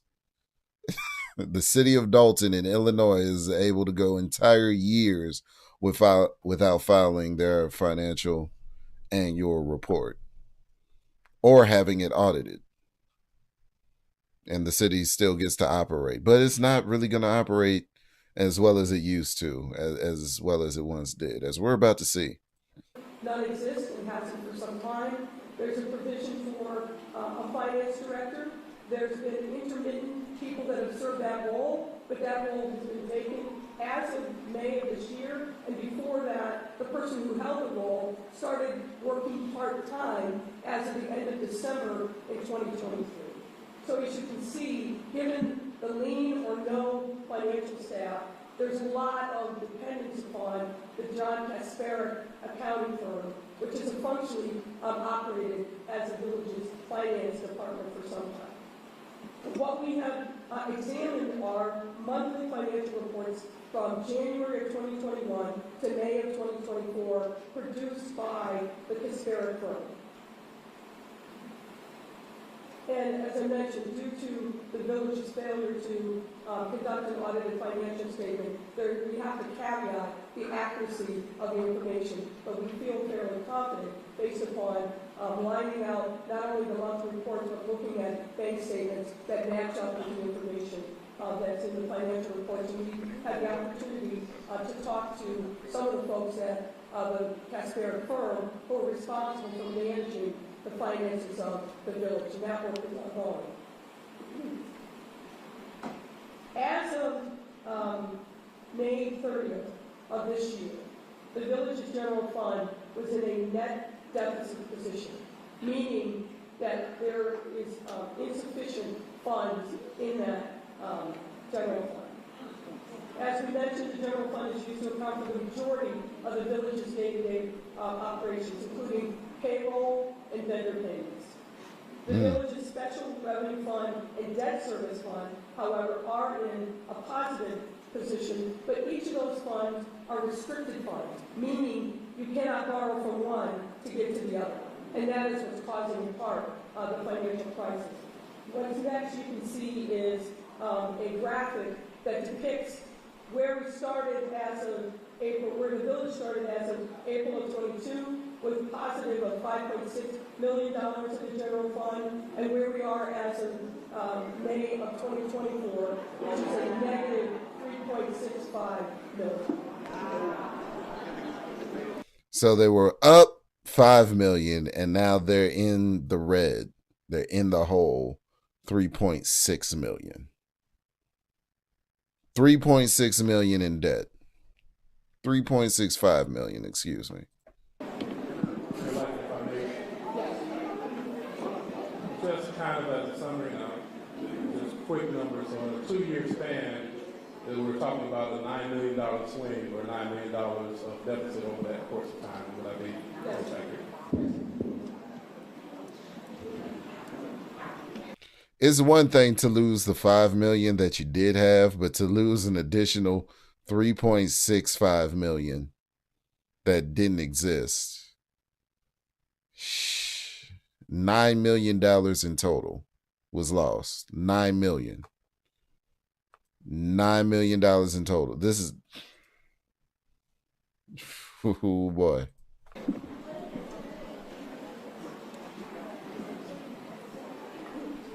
Turning now to the increasing expenditures of the village. Over the last 3 fiscal years, the average monthly expenditures of the village have increased by nearly 30%. As you can see in the graphic, in fiscal year 2022, on average, the village spent about $1.9 million a month. But in the last fiscal year, that amount declined to $2.5 million. These increasing expenditures have not been accompanied by corresponding increases in revenue. Again, as you see in the graph in the blue bars, the revenues have remained relatively the same over that time period, around just over $24 million, while expenditures have climbed from $23 million in 2022 to $30 million in 2024. Ultimately, in fiscal years 2023 and 2024, expenditures exceeded revenue. Specifically in 2024, it was over $5 million more in expenditures than revenues. Why didn't the city have bureaucratic stopgaps to catch these fiscal issues within a year? Yeah, at some point, it's not just Henyard, it's the city itself that's negligent, and I couldn't agree with you more. I think there were some people that were whistleblowing within the organizations. There were people certainly on the board that were talking about it, but this is the thing, and this is what's very detrimental of our people, right? We want to give black people such the benefit of the doubt, and since she was saying the whole time, oh, they're picking on me because I'm a black woman, they're picking on me because I'm a black woman. A lot of the people that didn't actually know what was going on, i.e. the townsfolk that didn't know what was actually going on, the townspeople were fighting the board the whole time, during this whole time. Everybody was fighting and everybody was saying, oh, they're picking on her because she's a black woman. Well, turns out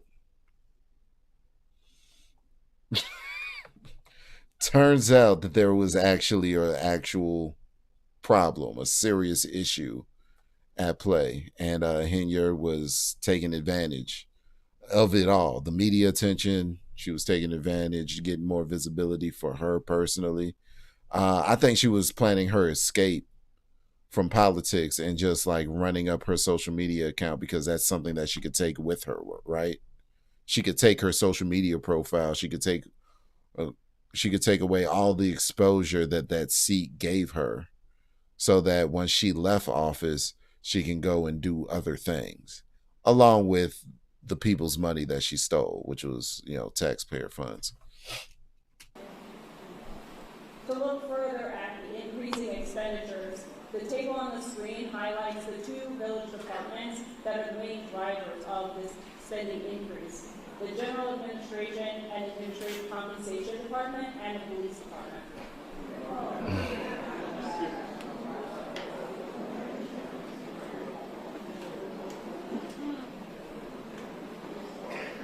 Turning first to the General Administration Department. Turning first to the General Administration line, the increase in expenditures here has grown about approximately 47%.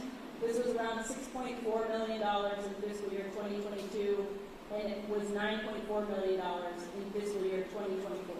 Whew. There have been increases in general administration spending. stick out the most. As you can see on the first line, the largest driver of this increase is a more than double change in liability insurance costs. It's gone from $1.2 million in fiscal year 2022 to $3.2 million in fiscal year 2024. Now, why? This is what I don't understand. What drove the liability insurance costs to go up?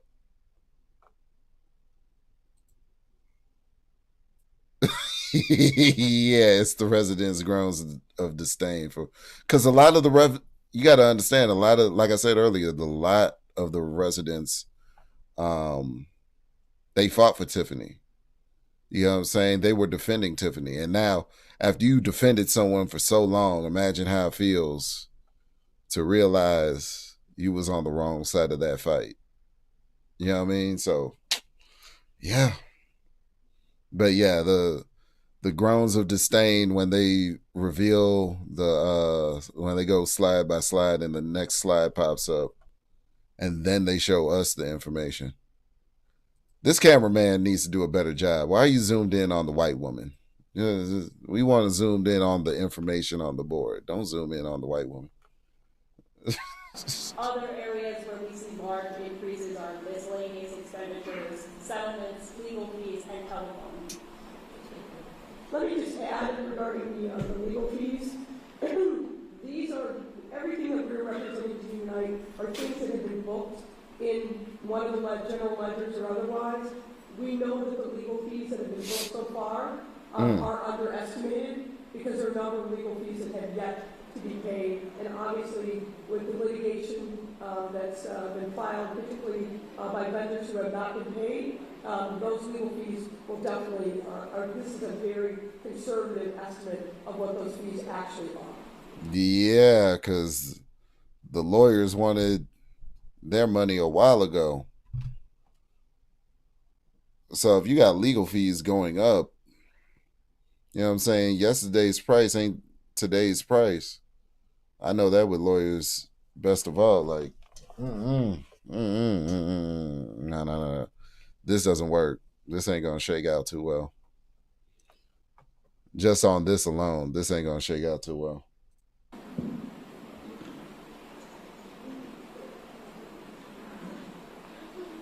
We're seeing so far with the police department, those expenditures have increased approximately 21% since FY22. Some of that is obviously driven by the union contract and making sure that there's retro pay and that the police officers are compensated according to the collective bargaining agreement. Within the police department expenditures, categories with large increases include overtime, other miscellaneous expenses, and I will tell you we don't know exactly what that is, but we're working on unpacking that, contractual services, other professional services, and medical insurance. We wanted to highlight for you, particularly given overtime, what we saw as two outliers in officers, Officer Terry Young and Officer William Green. Both of these individuals in the last 2 years have earned more in overtime than their base compensation. More in overtime than their base compensation for 2 years straight. I honestly believe that they were screwing the mayor. I honestly believe that they were literally in a sexual relationship with Tiffany Henyard. How else do you explain the 24/7 details? She was having details from her. She would have security details from the moment that she left her home to the moment that she went back home of like 4 dudes. And they were being paid more hours than what were actually in a week to be paid. Like a literal week, not a work week. A literal week. They were paid more hours than exist in an actual week.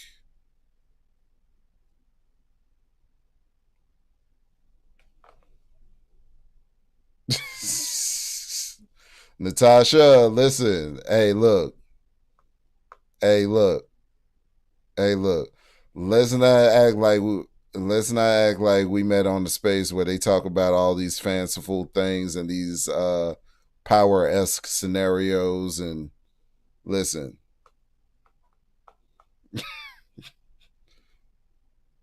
I think we have a sister that was living out her power fantasies as the mayor of Dalton. That's what I believe. She got into a powerful position, and she was living out The Wire. All these shows and these movies that we saw, you know what I'm saying, all these fanciful, you know what I'm saying, tales from the hood. She got in position, she got to the bag, and she started living her best Tyler Perry movie life. I'm telling you.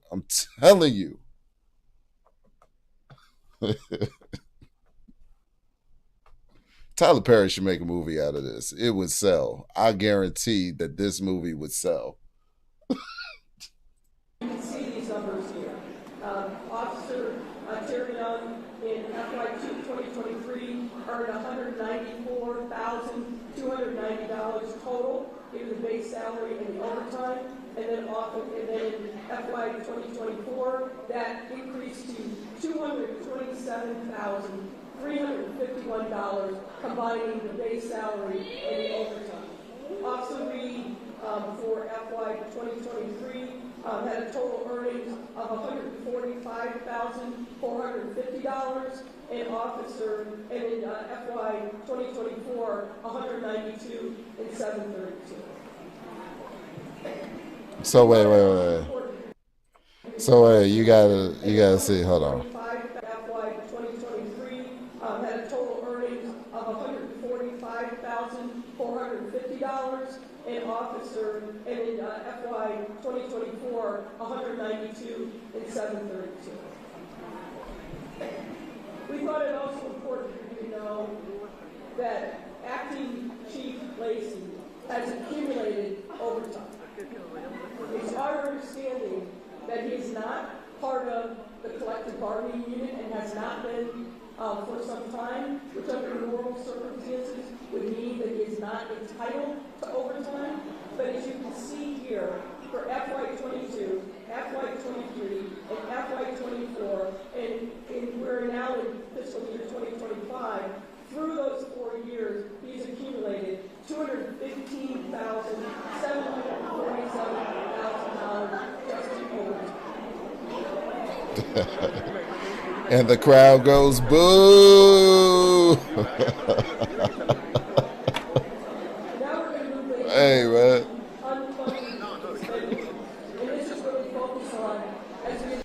I don't know. I don't know if this is a town meeting or a Friday night at the Apollo. They about to get Sandman.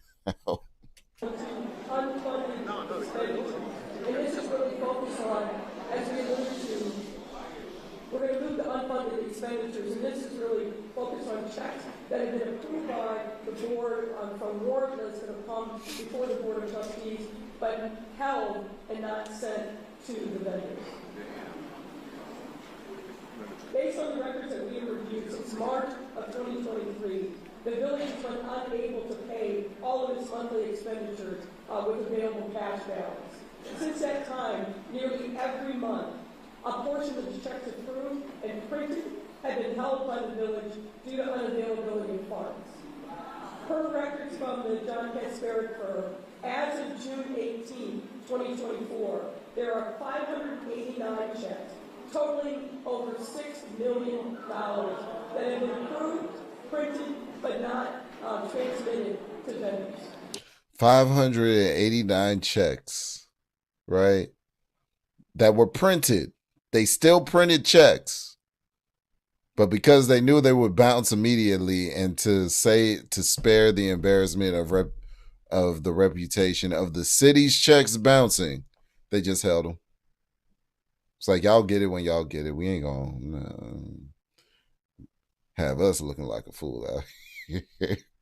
we owe y'all $6 million, but y'all get it when y'all get it. We ain't gonna send you the check just for you to show up at the bank and then come back to us talking about the check bounce. What we look like? No, we ain't doing that. It's the city of Dalton. We gangsters. We ain't. We just not gonna pay y'all because we ain't got it. But when we get it, y'all got it. And that is a big driver of the deficit in the general fund. It's over $6 million in health checks. I want to caution, does not account for additional monies potentially owed by the village to vendors for which checks have not even been printed. These categories which we are looking into include, for example, invoices that have been received by village departments. Oh yeah, I think a class action lawsuit is in order. I think all of the vendors will get together, get lawyers together, and sue the municipality. That's what I think is going to happen, but we'll see. But for one reason or other, may not have been entered into the accounting system, which is called My Viewpoint. These invoices have been entered into the accounting system, but not been approved by department heads or by the village administrator. And this could also include invoices that have not been approved by payment for the Board of Trustees. You're aware that from time to time, the warrant lists are presented. The trustees say, pay this, not pay that. Well, those checks that are on the warrant list roll over from time to time. And it probably makes sense just to explain really briefly. There is not a centralized repository for vendors to put their checks in electronically, their invoices, I should say, so that it's automatically in the system. It has to be either hand-delivered or sent via email. It goes to the appropriate department head. Then it's up to that department head to approve and enter those invoices into the MyPoint system.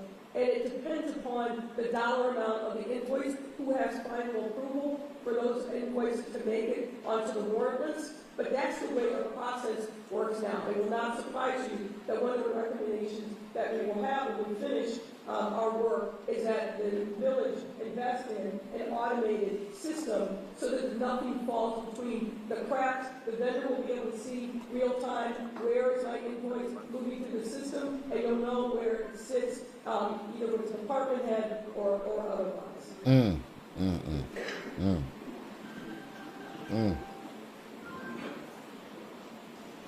All right, we'll turn now to discuss the cash status of the village. So the village has 22 different bank accounts. A majority of those bank accounts are designated for the special revenue funds or bond escrow funds. So the money in those bank accounts is restricted and shouldn't be used for day-to-day operations. I'll also note that these 22 accounts don't include the pension assets. The pension assets are held in separate trust accounts. Most of the village's expenditures each month are paid from one main operating bank account. As of June 30th, 2024, that bank account had a balance of $715,000. As of April 30th, 2021, that account had a balance of almost $1.5 million. So a decrease of over $750,000.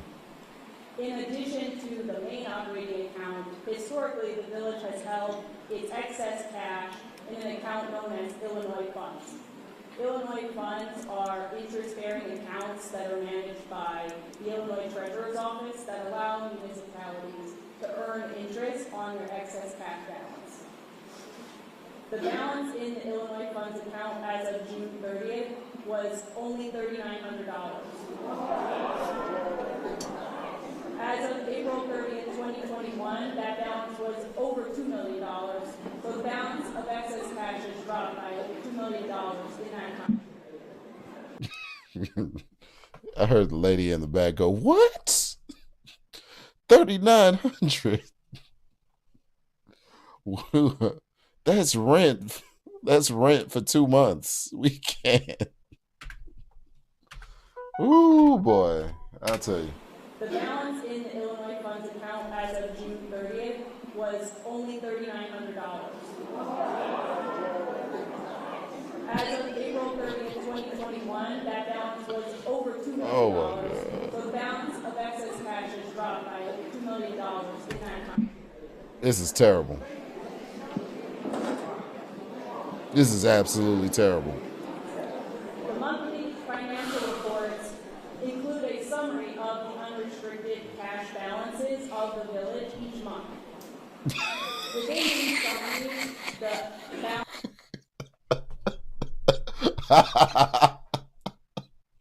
She left off the last 3 zeros. Natasha says it's okay. She just missed the last 3 zeros. It was supposed to be 3.9 million. Now, Natasha, in an interest-bearing account means where funds were held in excess and supposed to go up, it got cleaned out and left 39. Who, like, why didn't she take everything? Why did she leave? Like, what? It's like I came into your house, right? It's like I broke into your house. I took everything, but I left the microwave for some reason. Like everything else is gone, but I left the microwave. Like, you know what I'm saying? Or you had a jewelry box. I took all the furniture out your house and went through all the effort to take all the furniture out your house, but I left like your jewelry box on the nightstand. Like, I don't understand. You might as well take the 3,900. You left the 30. Like, no, I got a better one for you. I got a better, because this is something that I actually do that my wife hates, right? It's like when you take out, okay, so like when we get juice and whatnot, and when you take out just enough juice to fill your cup, but you didn't drink that last sip, so you put back in the refrigerator that little bit of juice.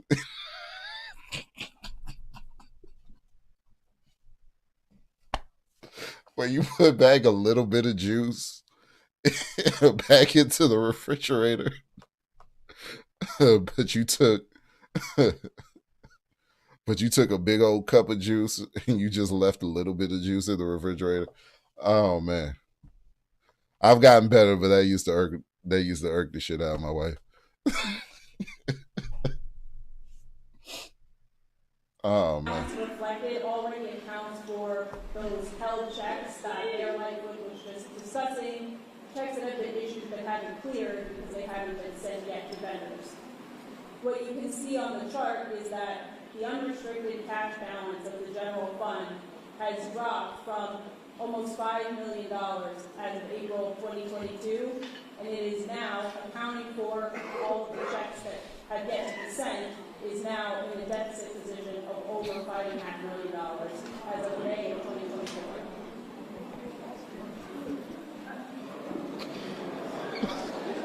Clearly, because we can see what happens when you're the little bit of juice person. We're seeing in real time, right, Natasha? We're seeing in real time when you're the little bit of juice person.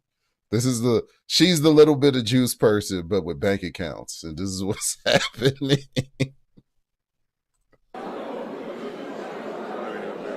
Oh man. We thought it was important to give you a little bit of insight into credit card use by village employees. We do not. Yeah, right here is where I cut it off. Like around here. Well, watch this. This is where I had to cut the shit off. I have complete information yet. I was actually watching this in the car with my wife.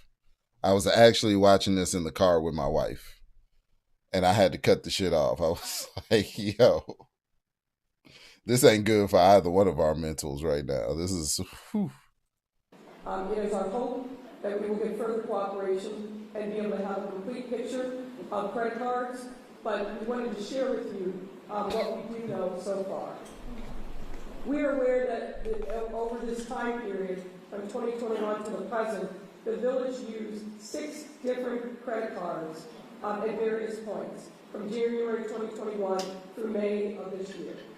4 American Express cards that appear to have been used by various folks within the police department.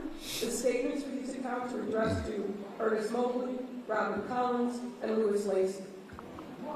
Mayor, I'm going to get there for a moment. Former Deputy Chief Mobley is present with us and an amazing officer, so I'm sorry there was no misuse or misconduct on that behalf. So I want to make sure I state that because he's been an exemplary officer. Yeah, all we know is what we've seen in the paper so far. We've not interviewed any of these folks to get a better understanding of the specifics around credit card use. We have some knowledge of that, but we'll share that as part of the final report. So this is like the part where, you know what I'm saying, black man got to speak up and clear up something, because it's like your name, you're a user of the I can't think of what it is right now, but you're an authorized user on the card. You're an authorized user of the card. You may not be the main person in control of the card, but you're an authorized user of the card. And so that's what that was about, is basically differentiating who's an authorized user versus who actually made the actual purchases that we're about to go into. This is some bullshit. I'm letting you know in advance. I just want to let y'all know in advance that what y'all about to listen to, what y'all about to see, this is some bullshit. Grade A bullshit. There's one American Express card for which statements were addressed to Keith Freeman, the village administrator, and there was one Fifth Third card which statements are addressed to the village. We've been told that card is no longer in use. We understand from the records we received from the Casper company and the interviews that we conducted that receipts for credit card purchases are rarely provided. Further, we understand that the credit card balance, because it comes due, of course, every month, we all know that, is paid as a matter of course. And it is reflected in the accounting records as miscellaneous police department expenditures.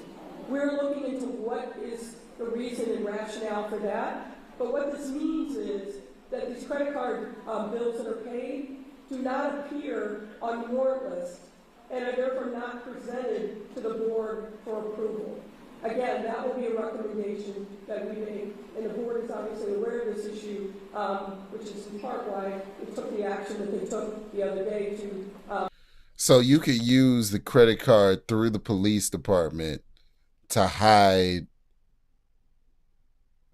expenses that you're making of a personal nature as the mayor. Natasha, I don't know. I think she was getting her back blown out by the police, yo. I'm going to be honest. I think Henyard was getting her back blown out by the police. This is what it's got to be at this point. At this point, there's too much money moving around. There's too much going on. There's too much going on behind this. Rein in the credit card spending. We also understand from the Casper company that the only time a credit card charge would be reflected on a warrant list is if a receipt is provided. And as I've said, our information is that the receipts are rarely provided. We want to highlight a couple of credit card purchases.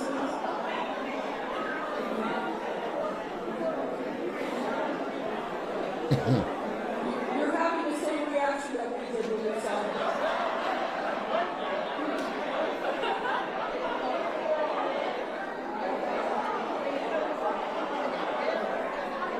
So in particular, we were very concerned to see the top 3 purchases that were highlighted for you. What the fuck does the city need with Amazon? What is on Amazon that you could get for the city? This is what I don't understand. There's Amazon. There's 3 Amazons. 33,000 in Amazon. That's damn near 40 when you add it up. No, that's over 40. That's damn near 45 when you add up all the Amazon purchases. She went to Target, okay? Walgreens.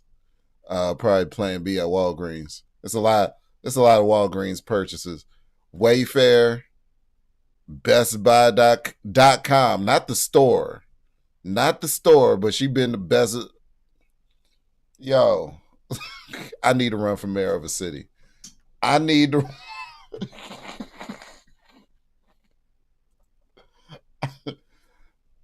I mean, there's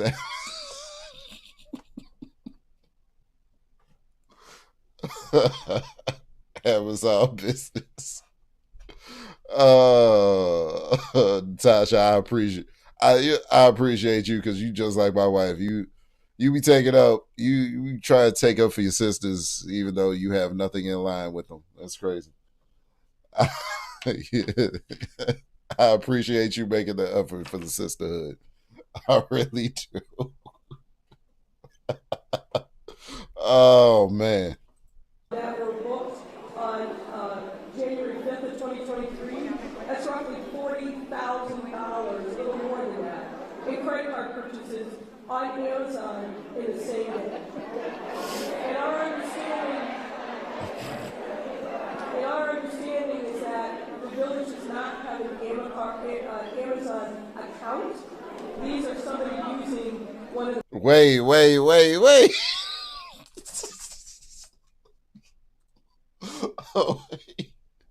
So they don't have an Amazon account. So they don't have an Amazon. The city doesn't have an Amazon account. What? I wonder what email it would have been under. Dalton, cityofdalton@gmail.com. Yeah, no, they ain't got an Amazon account. So they don't even have an Amazon account, which means she charged all this on her personal account or got one of the cops to charge it on one of their personal accounts, whatever they was charging. The credit cards and charging these amounts using your tax dollars. We expect we're going to see, as you can see, expenditures at Target, Walgreens, Best Buy, a number of charges that raise questions in our mind. Are these legitimate purchases using the credit cards? What we've also found in the credit cards, I know this has been a lot of interest in travel. And you know what? That's what I was thinking. I was wondering, did they use Prime? Did they get it like the next day? What did they buy for $33,000 that they would need within 2 days? That's my question. We have highlighted here on this slide some of the travel that is reflected in the village credit cards. Birmingham, Alabama, and Montgomery, Alabama, in March of 2023 with 5 no travelers. Washington, D.C. in 2023 with 4 no travelers. Las Vegas, Nevada with 8 no travelers. Jackson, Mississippi in June of 2023 with 3 no travelers. Austin, Texas in July of 2023 with 3 no travelers. Jesus. Portland, Oregon in July of 2023 with 4 travelers. Jesus. Central and Southern Illinois in September of 2023. I think you're aware of what happened during that time. 10 hotel rooms booked during that travel. Natasha, listen, hotel rooms, 10 of them. 10 hotel rooms. Who was on these trips with the mayor? They was going to Vegas. Listen, a lot of things happen in Vegas that stay in Vegas. That's all I'm saying. Listen, I don't. Woo.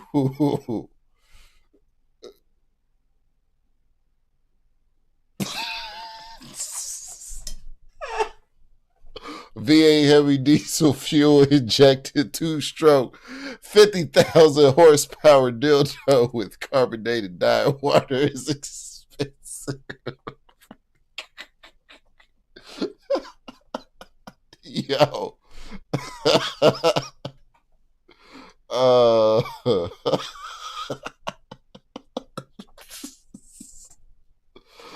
Oh shit. Did you know that you could buy pussy on Amazon? Listen, it's an energy drink called pussy.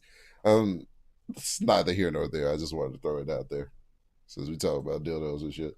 All right. In October of 2023 one traveler. Atlanta, Georgia, in November of 2023, one traveler on the village's credit cards.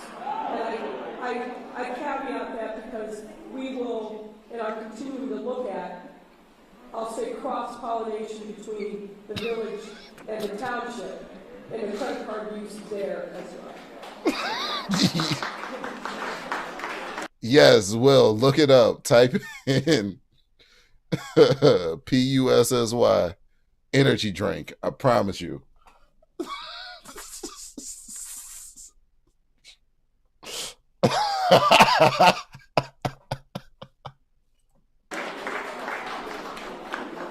So let me summarize for you kind of what we presented, what we found so far regarding the finance. The general fund is used to pay the vast majority of the village's expenses. As you heard, as of May 31st of this year, the fund had a negative balance of $3.65 million. The village's general fund expenditures have exceeded revenues the past 2 fiscal years, ending April 30th, 2023 and April 30th, 2024. As of June 30th of this year, the cash on hand in unrestricted accounts is insufficient to cover the held checks valuing $6.1 million.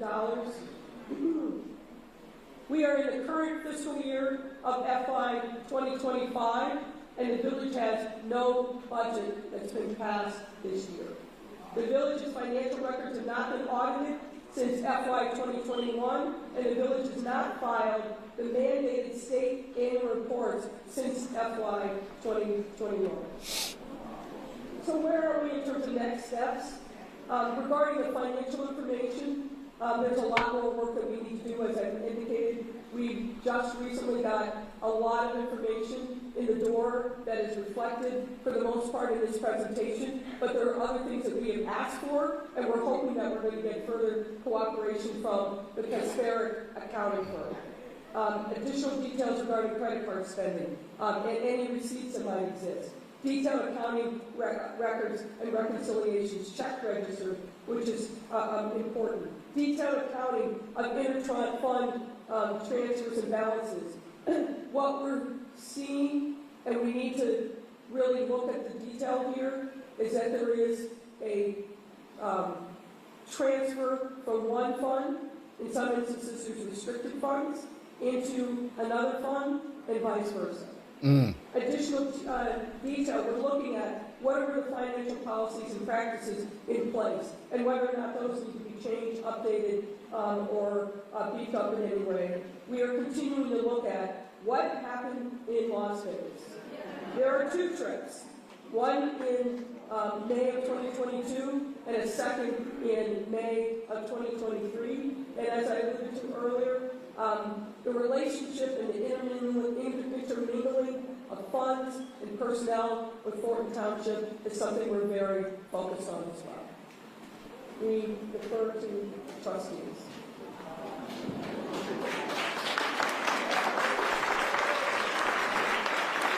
Listen, let me tell you something. When anybody has their glasses down like this, and they looking up at you above the glasses, and you looking down, when anybody got their glasses like this, ain't nothing about to be good about what they're going to say. Nothing is about to be good about what they're going to say. And she's been like that this whole time. It's terrible.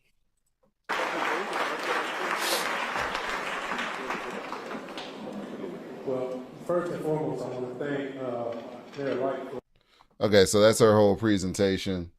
I think they're going to take questions from the audience next. They're going to be talking to some people, some of the board members. But yeah,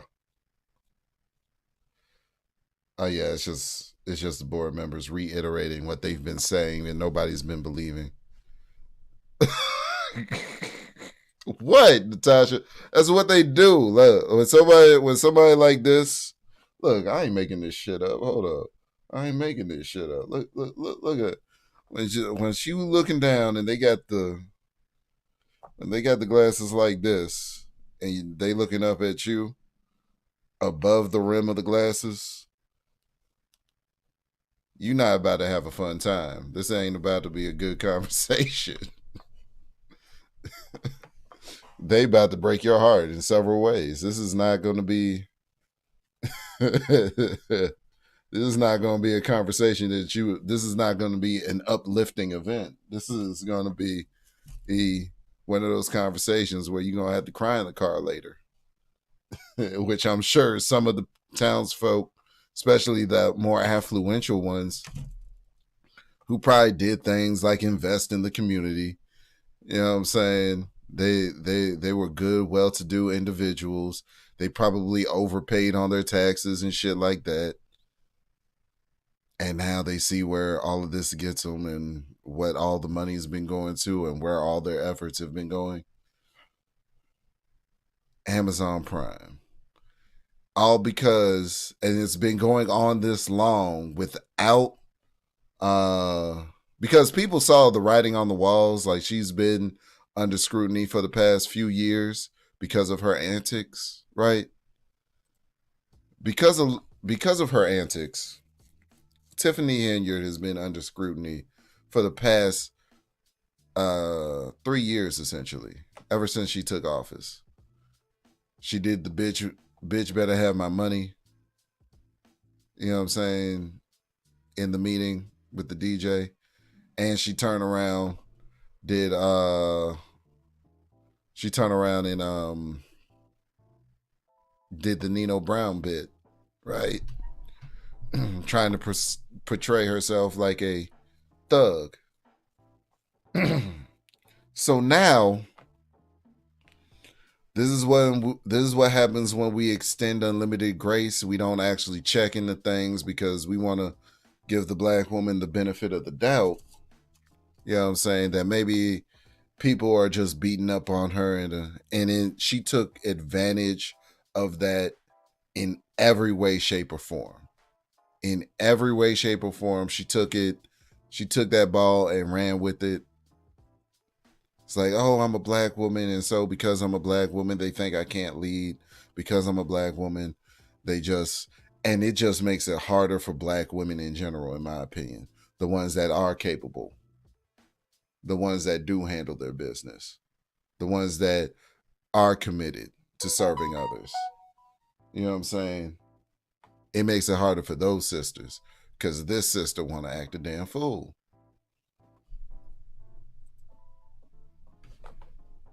Natasha says there's some of the people waiting for their checks when government contracting goes wrong. Oh yeah. Oh yeah. You best believe. Somewhere in that 589 stack of checks, you best believe that there was government contracts behind that. So I know you said on average, which was accurate. On average, it was, you know what I'm saying, $10,100 per check. But let's be honest, some checks were bigger than others. Some checks were a lot bigger than others. Some checks were super huge. Some checks were probably 2-3 million, if we're being honest. Some checks were for hundreds of thousands of dollars, if we're being honest. And they just sitting there on somebody's desk, in somebody's drawer, because the city's too embarrassed to put out phony checks, but they still printed them though.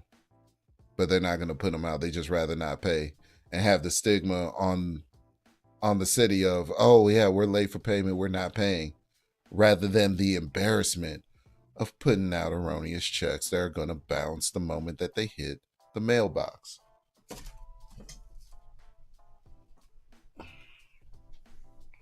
It's incredible. But we want to keep it real. We want to keep it subjectivity. We want to be in this subjective. And this is what individualism gives way to. I'm not saying that you can't be your own person. That's not what I'm saying. But when we get to such extreme individualism gives way to somebody running amok within the community and then completely being selfish, stealing from that community, and trying to make off like a thief in the night. They caught her well enough beforehand. But this is just what it is. They are in so deep.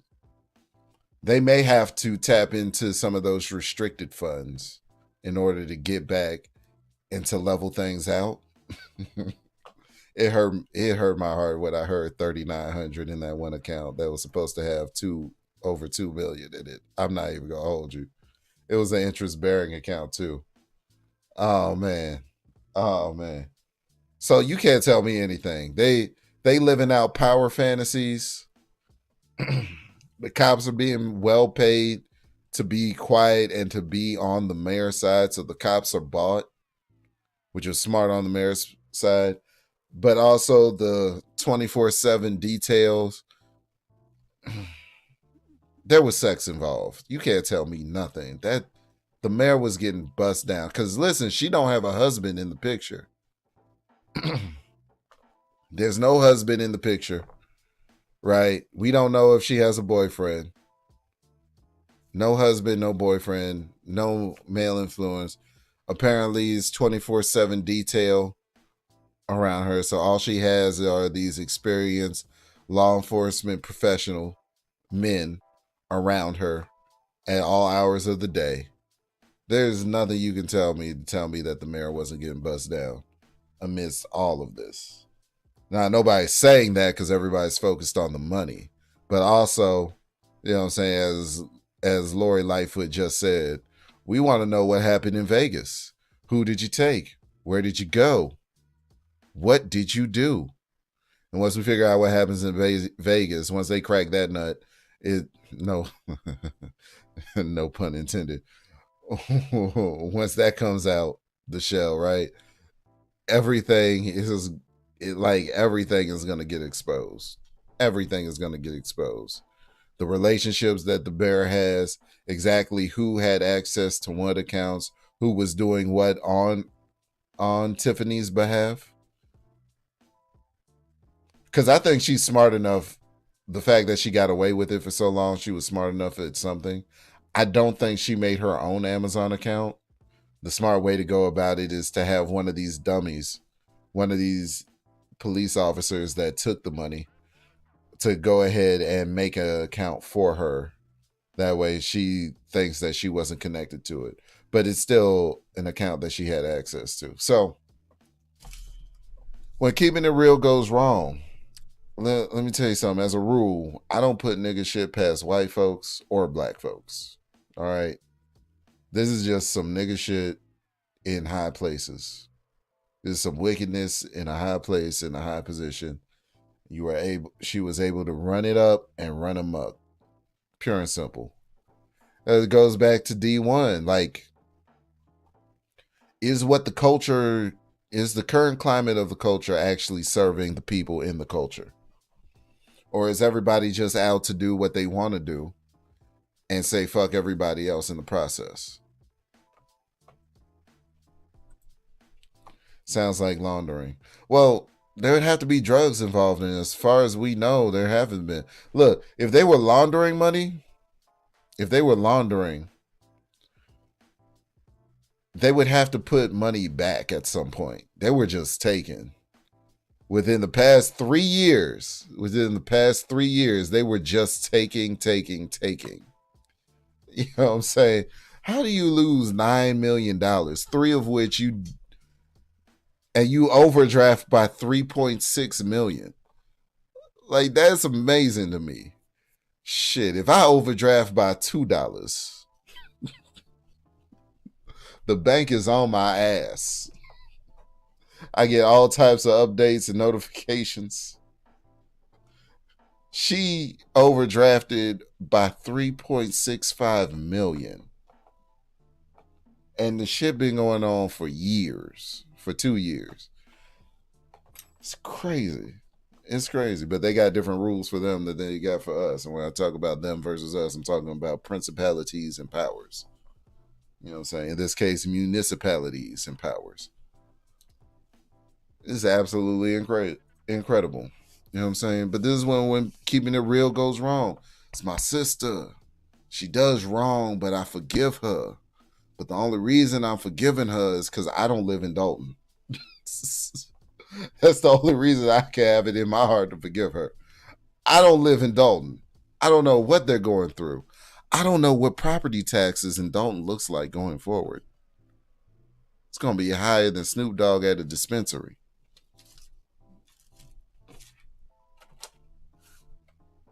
And if you're on a mortgage where the property taxes are baked into the mortgage and now your taxes go up and now you can no longer afford your mortgage because of this bullshit right here. Look, if she didn't need the detail before, she might now. And that's real. That's real, man. Listen, I'm going to get up out of here. Wary observations, righteous discussions, unite people.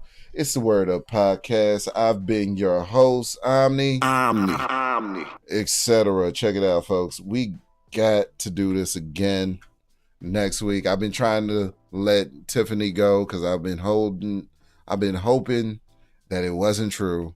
Everybody was like, Omni, other politicians do the X, Y, Z, and the third. Yeah, but they cover their tracks better.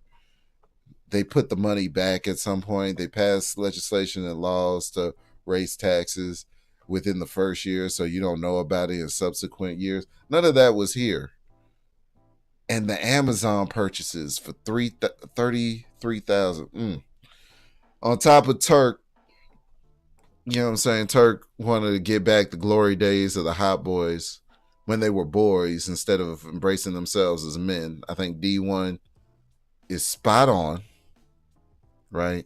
I think D1 is spot on, is that we need to be looking forward and not be looking back into the past. We can look into the past, right? But we shouldn't necessarily pull from the past for things that we grew out of and things that no longer work for us. And that said, peace, love, health, wealth to everybody. Replay gang, do your thing. Appreciate y'all running it up for me while I've been away. I've been seeing views go up and whatnot. Views and viewership go up. We almost at 100, so please tell a friend to tell a friend because we try and hit this 100 subscriber count soon. And then from there, we're going to hit the 500. And then from there, we're going to get monetized in the whole 9. You know what I'm saying? Try to keep the content as consistent with YouTube standards as possible so that we can monetize this thing all the way through. And then, you know what I'm saying, the people that I appreciate that have appreciated me, I can pour back into. Peace, love, health, wealth to you all. And I'm out. Till next time.